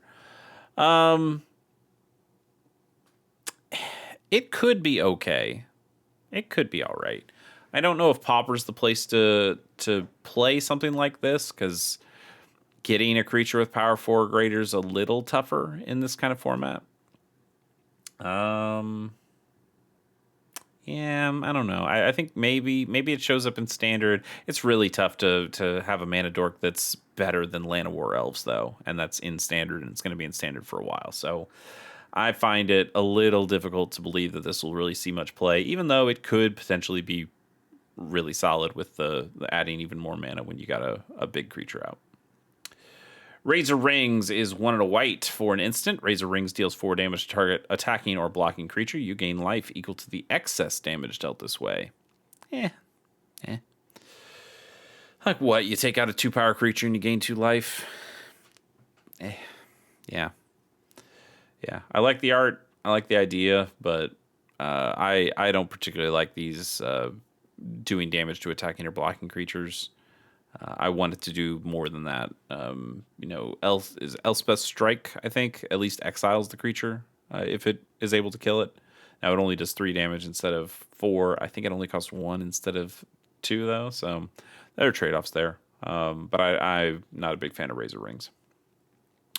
Rebellious Captives is 1 and a green for a 2/2 human peasant ally. It's got exhaust 6. Put 2 +1/+1 counters on this creature, and then you earthbend 2.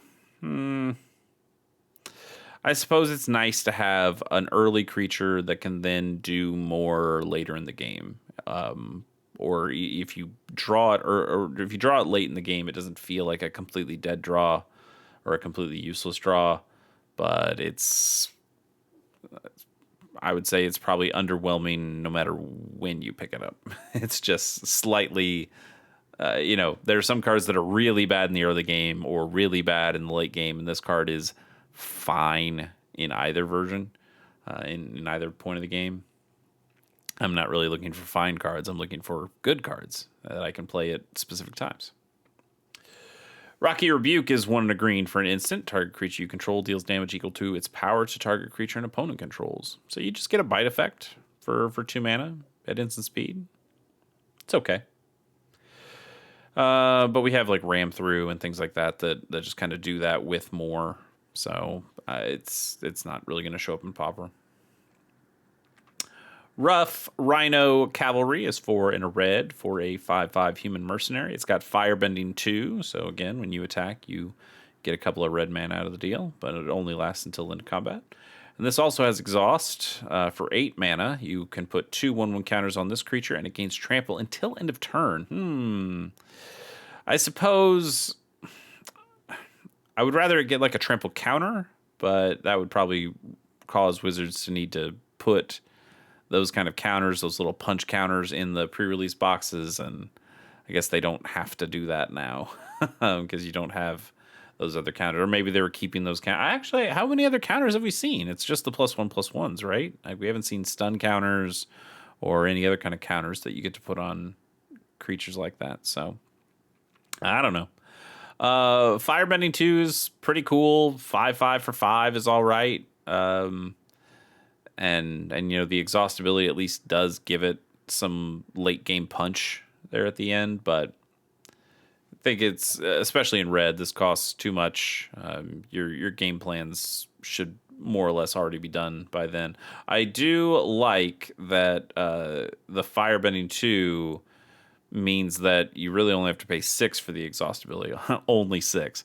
But if you're playing this on curve, you know, you put this down on turn 5, turn 6 you play a land, and then this attacks, it has Firebending 2, now you can pay all 8 to turn this into a 7/7 with Trample.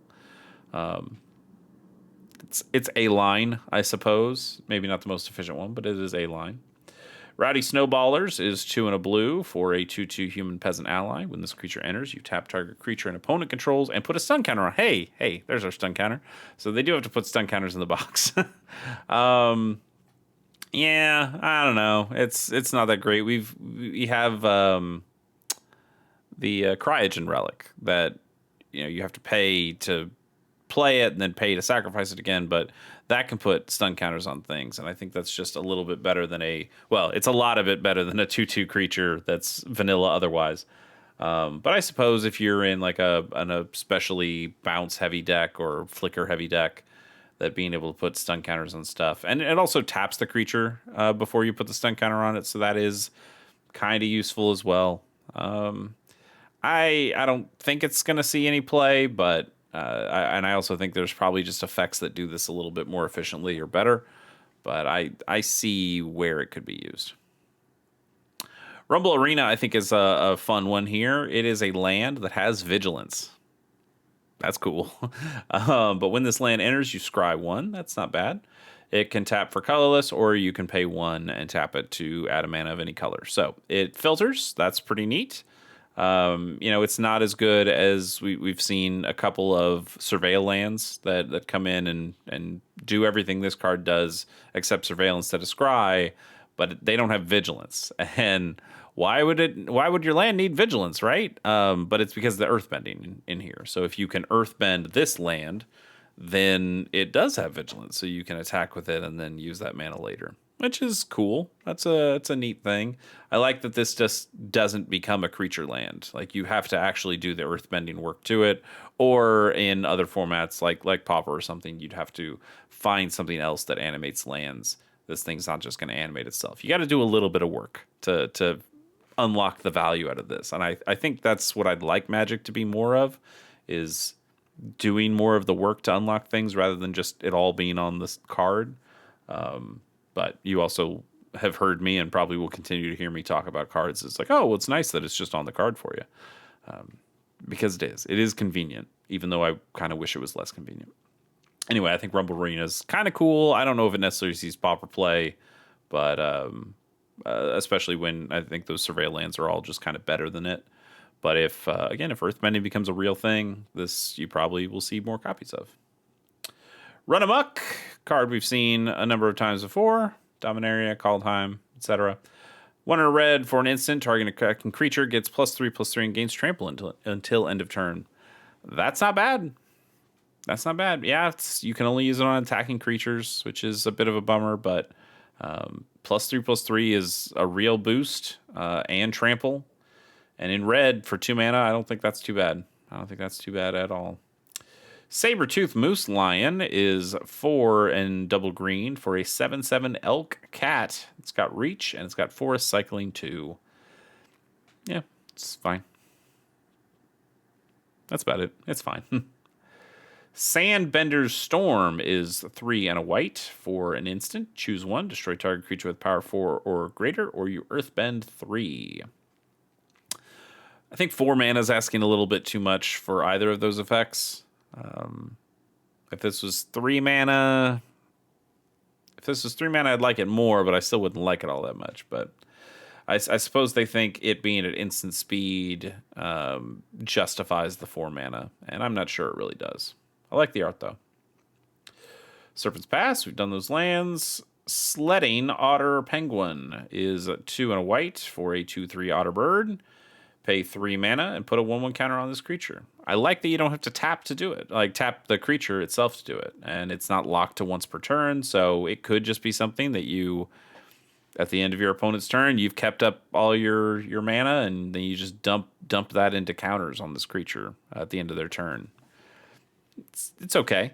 It's okay. But it's generic other than that, and it just gets blocked forever. And that's probably not good enough.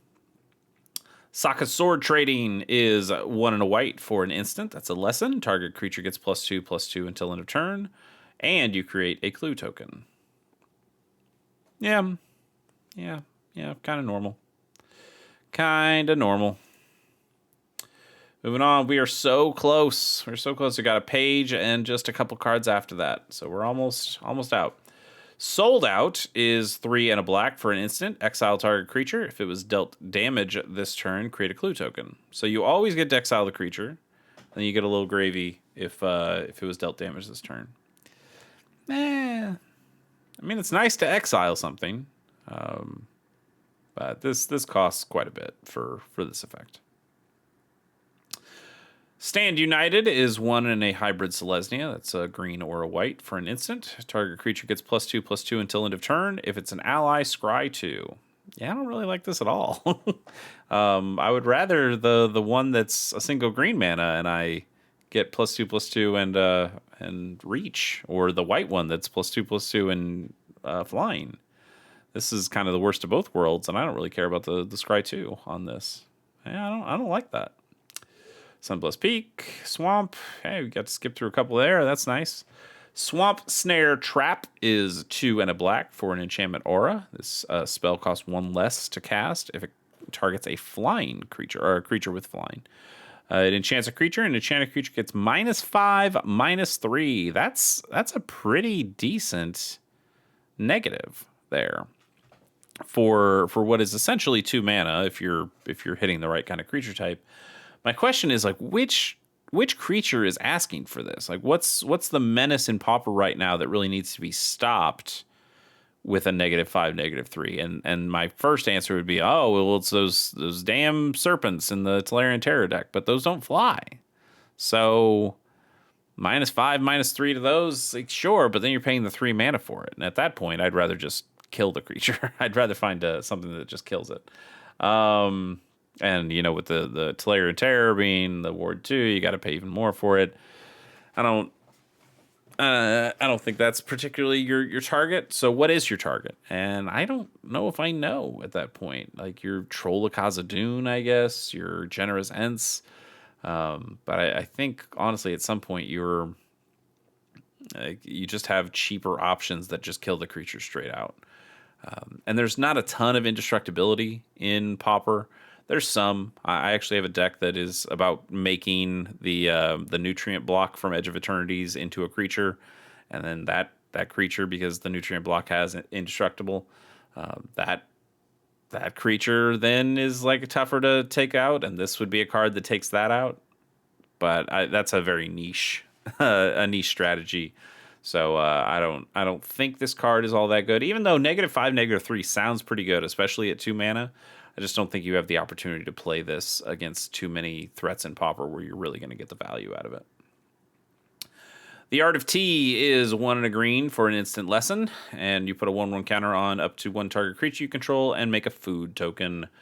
Pretty normal. I would rather get the indestructibility that you got from the Origin of Metal bending. That has a little bit more modality than this, but sometimes there are food token or food strategies, I suppose, where that card might be a little bit more useful. Oh, we get to skip through a bunch. That's awesome. These Thriving Lands have been in Jumpstart packs before. In Commander products, we've seen Thriving Lands in a lot. They're not particularly great. You would never play them in Pauper, but they're perfect for Jumpstart where you don't know what your other color is going to be, and it's nice to be able to name that other color. You really only get that in like Gates decks for Pauper, where you can name other colors, but you're doing that because it's a gate, not because it's able to do that. I guess you are a little bit because never mind. These Thriving Lands are all fine, but now we get to skip through all of these Thriving Lands with a bunch of pretty decent art on them, but we can skip through them. Toucan Puffin is 2 and a white for a 2/2 bird. It's got flying, and when it enters, target creature you control gets +2/+0 until end of turn. It's fine. Treetop Freedom Fighters is 2 and a red for a 2/1 human rebel ally with haste, and when this creature enters, you gain a 1/1 ally creature token. That's a little bit better. Like, look at this thing. Costs the same price. They both have an ability. They both have an enters trigger. This is only 2/1. That's a 2/2, but this gets another 1/1 out there, so it's like it's a 3/2. Is that better than this? I think this is probably better than that, and red probably appreciates a little bit more, but I also don't think Pauper decks are going to play this one either. Tundra Wall is 1 and a white for a 0/4 wall with Defender. That's just not good enough these days. It really isn't. It's I like walls, but not good enough. Turtle Duck, hell yeah, it is. Turtle Duck is a single green mana for a 0/4 turtle bird, and you can pay 3, and until the end of turn, this creature has base power 4 and gains trample. Holy shit! Like, look at this.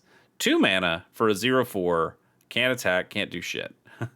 This thing, 1 mana for a 0/4, can attack, and also could turn into a 4/4 with trample. This thing's kind of good. I don't think you really have a place in Pauper for this, but you know what? Just to hedge my bets, and also because it's a turtle duck, that's kind of fun. I'm gonna get 4 copies of this guy just to have him. But who knows? You might be able to really make something out of this, especially if you find a way to like reduce the cost of abilities. I don't know. It's like Hearthstone, something that's in Pauper. Is that Pauper playable? I'm not sure that it is. I'm also not sure that it's called Hearthstone. It is called Hearthstone, but it is only uncommon. Unfortunately, that would have been nice. Hearthstone Turtle Duck combo. Ooh. Wouldn't have really been all that great, but would have been fun. Turtle Seals now is a 3 and a blue for a 2/4 turtle seal. It's got vigilance. It's a lot less interesting. Yep. Unagi's Spray is a single blue mana for an instant. Target creature gets -4, -0 until end of turn. If you control a fish, octopus, otter, seal, serpent, or whale, draw a card. Well, does this go into Larian Terror? No, I don't think it does. I mean, yeah, you can control serpents like that, but I don't think the Terror decks care that much about making the opponent's creatures a little less strong for a turn. The drawing a card's kind of nice, but yeah, fairies might want this a little bit more, but fairies are not one of the creature types that's going to help you out here, so I think ultimately this doesn't really go anywhere. Yeah, I don't think it really goes anywhere. Vindictive Warden is 2 and a Rakdos hybrid. That's black or red for a 2/3 human soldier with menace. And it's also got firebending 1. And it also has pain 3. This creature deals 1 damage to each opponent. I think that's kind of okay. I don't know if it's necessarily Pauper playable, but I think it's okay. I guess 2/3 menace is fine. The firebending gives you 1 mana to cheapen the effect of the 1 damage to each opponent. You can also pay that generically at any time. You don't have to tap it. You don't have to do it once per turn. You don't have to only do it on your turn. So it does give you a mana sink to just ping your opponent out a little bit more. I think this is kind of a playable card. I don't really see a deck for it immediately, but I don't think it's terrible. I kind of dig it, in fact. Walltop Sentries is 2 and a green for a 2/3 human soldier ally with reach and death touch. And when this creature dies, if there's a lesson card in your graveyard, you gain 2 life. Reach and death touch is a pretty solid combo. You kind of feel like you can block the world when you have that combo. Having to have the lesson in your graveyard to gain just 2 life. I mean, I don't really think that part matters all that much.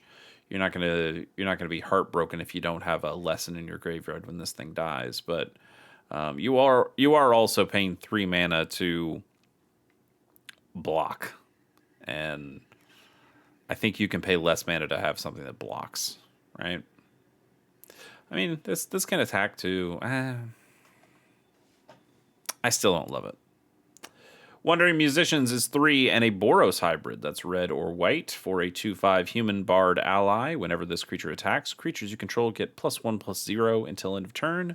We call that Battle Cry around here, but didn't get keyworded like that. It just costs a little too much for 4 mana. I mean, 2/5 is interesting stats. Kind of blocks for days. And if this thing is attack, I mean, it does have to attack to get this. It doesn't just happen if anything attacks.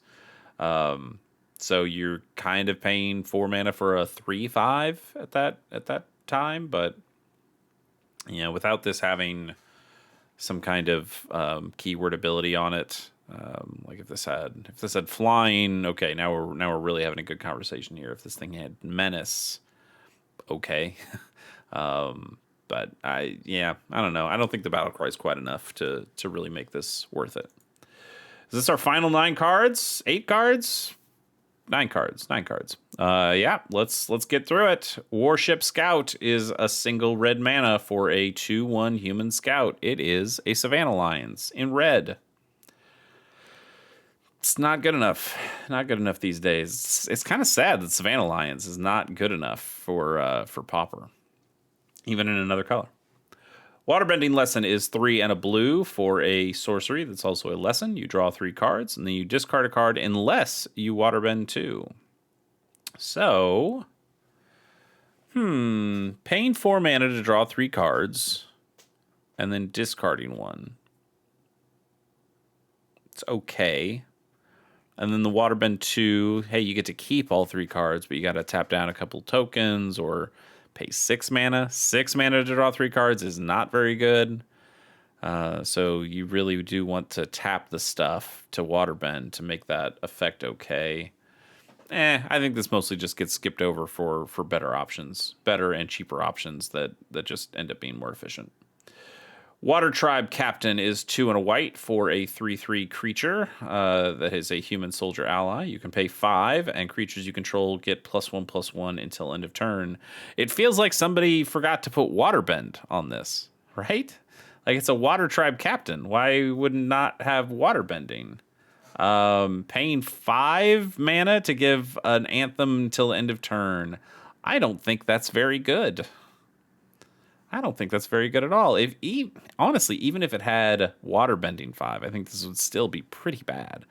But without that, it just feels wrong. It feels wrong that that's not there. Watery Grasp is a single blue mana for an enchantment aura that enchants a creature. Enchanted creature doesn't untap during its controller's untap step. And it has waterbending 5. Enchanted creature's owner shuffles it into their library.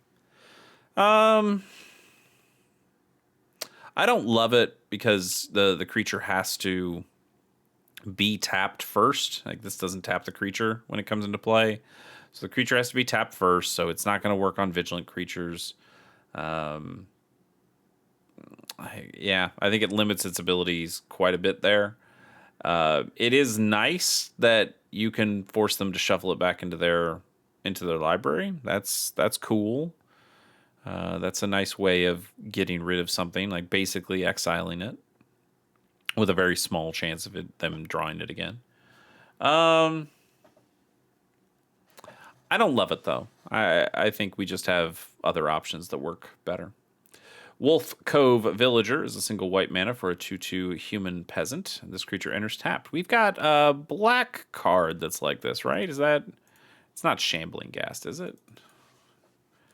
Shambling Ghast. No, Shambling Ghast is a different thing. Different thing.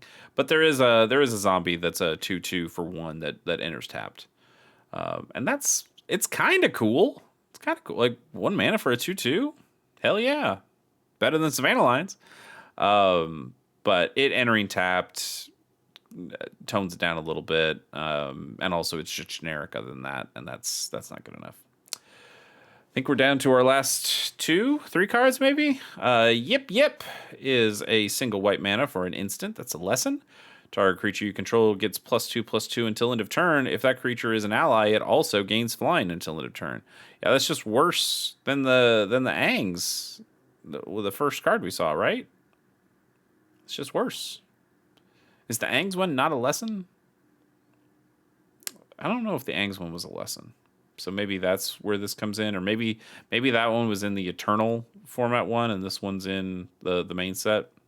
But yeah, I don't think that's all that good, especially like having to have it be an ally. That's really restrictive for Pauper. It's probably not that bad in limited here because there's so many allies, but in Pauper, unless like a allies deck comes to pass, and even then, I don't think this goes in it. But yeah. Yuyan Archers is 1 in a red for a 3/1 human archer with reach, and when this creature enters, you may discard a card. If you do, draw a card. Yeah, normalish magic card. I like creatures that basically trade, like these star ones, like whatever power in 1, like a higher power creature with a 1 toughness. With ETBs, because it feels a little less like you're just trading it and losing the value out of it.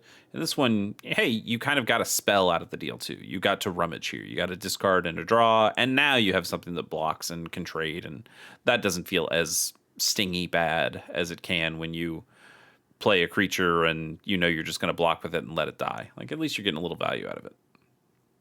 Zuko's Exile. Okay, we got a couple Zuko cards, so we're not quite done. Zuko's Exile is 5 mana for an instant. That's also a lesson. You exile target artifact, creature, or enchantment, and its controller creates a clue token. This works in any deck. Do you think Urzatron or like any Urza land deck wants to play this? Like, it's just a straight up removal spell for creatures, for enchantments, for artifacts. That's nice, and you leave your opponent with a clue token, which isn't amazing. You don't want to just let them draw an extra card, but they have to at least pay for it. They have to work for it a little bit more. I kind of don't hate this. I have a mono green Urzatron deck, and I think like having a straight up removal spell. You know, I've got Urza mana, so I'm flush with generic mana, and also like my other color's green, so I'd have to do like fight spells and stuff. I'm not really good at removing creatures without a bigger creature on the board to begin with. So having just a pretty generic removal spell that takes care of a lot of stuff, I kind of dig this. I'm gonna grab myself 4 copies of this. I don't think you'd actually play 4 copies in my deck, but I also don't think you'd really play 4 copies in any like Urza's Tron deck. But I think this card seems solid. I'll have to see how bad it is to give your opponent a clue token, but I think this is okay. Last card of the video, Zuko's offense. Zuko's offense? Is this about Zuko? Is this how? I think based on the card art, this is Zuko's offense. Like he's taking the offensive on something. It's not that he was offensive or what is his offense? What did he do wrong? Although, like the story of Avatar could, I don't know. Maybe they purposefully made it vague like that, where it could have either meaning. But I'm gonna say this is Zuko's offense, and Zuko's offense deals 2 damage to any target. That feels like something that's, his offense did that, right? Right? You're with me. You're probably not with me. This has been a long video, and we've looked at 149 cards. You probably did not get through all of it. If you did, congratulations to you. That's impressive. Anyway, Zuko's offense, we know, deals 2 damage to any target. It's a sorcery speed shock, and that's bad. You can just play shock. You can just play shock. In fact, you don't play shock. You play lightning bolt. You just play that instead. Instant speed deals 3 damage. That's better. That's just better. So you wouldn't play this either. That is it. That is it. We are done. Although I do want to go back to our very first page. Yeah, Aang's defense is not a lesson. So, and it's also from the Eternal one. So, Yip Yip is useful, I suppose, in the main set. But Aang's defense does seem like it's a better version. In basically, wait, no, that's not the. Oh, this one. Sorry, acrobatic leap. That's the one I was thinking of. But it doesn't give 2/2. It gives none of this matters. Do not worry about this. Sorry to even bring it up. But we finished. We finished the whole thing. And you know what? I'm kind of surprised at how many cards I ended up writing down. I thought, just hearing a couple of content creators talking about this set and looking through the few cards that I did look through before going through this exercise, that this was going to be mostly a miss for me, in a similar way that Spider-Man was. Spider-Man had a few cards that I wanted to grab copies of, but there really were not that many. And this set, I feel like, even though like a couple were a bit jokey, like the turtle ducks or the hog monkeys, I think there actually is a slightly decent amount of value here, even if it's not, oh god, this is gonna rock Pauper forever. I think the only one that really has a chance to do that is well, we're here anyway, so we can look at it as abandoned attachments. I think this is the only one that really somebody could go like, oh wow, that changed the face of Pauper forever. Maybe the origin of metal bending. I'm always going to say metal building, and that's just not right. But I think those are probably the 2 cards I can think of that are going to make a decent impact in Pauper, and everything else is going to be maybe some weird side play or something. Anyway, that is much too long. How long has this video been going on for? Whoa, jeez. I apologize to everyone out there, but hey, we did it. We'll be back with more rating Pauper cards, rating 10 of those each day, as we do. I'm not sure when I'm going to drop this. I guess I'm going to drop this before pre-release goes up, but I've had plenty of other videos in the can already for the rating the 10 Pauper cards. So that's going clear into December at this point. So at least for the ones I've recorded, I'm going to record more because that's what I do. Anyway, thanks so much for joining me. Tell me if you're interested in any of these cards. If you think there are any cards in here that I poo-pooed, that you're like, well, that card's actually really good. Like you're missing it. Oh, if you only knew that it works with that card and does this other effect. And I was like, okay, yeah, tell me, because it's the only way I'm going to learn. Maybe. Anyway, thanks so much for joining me on this much longer than normal episode of Common Knowledge. We'll see you next time. Bye.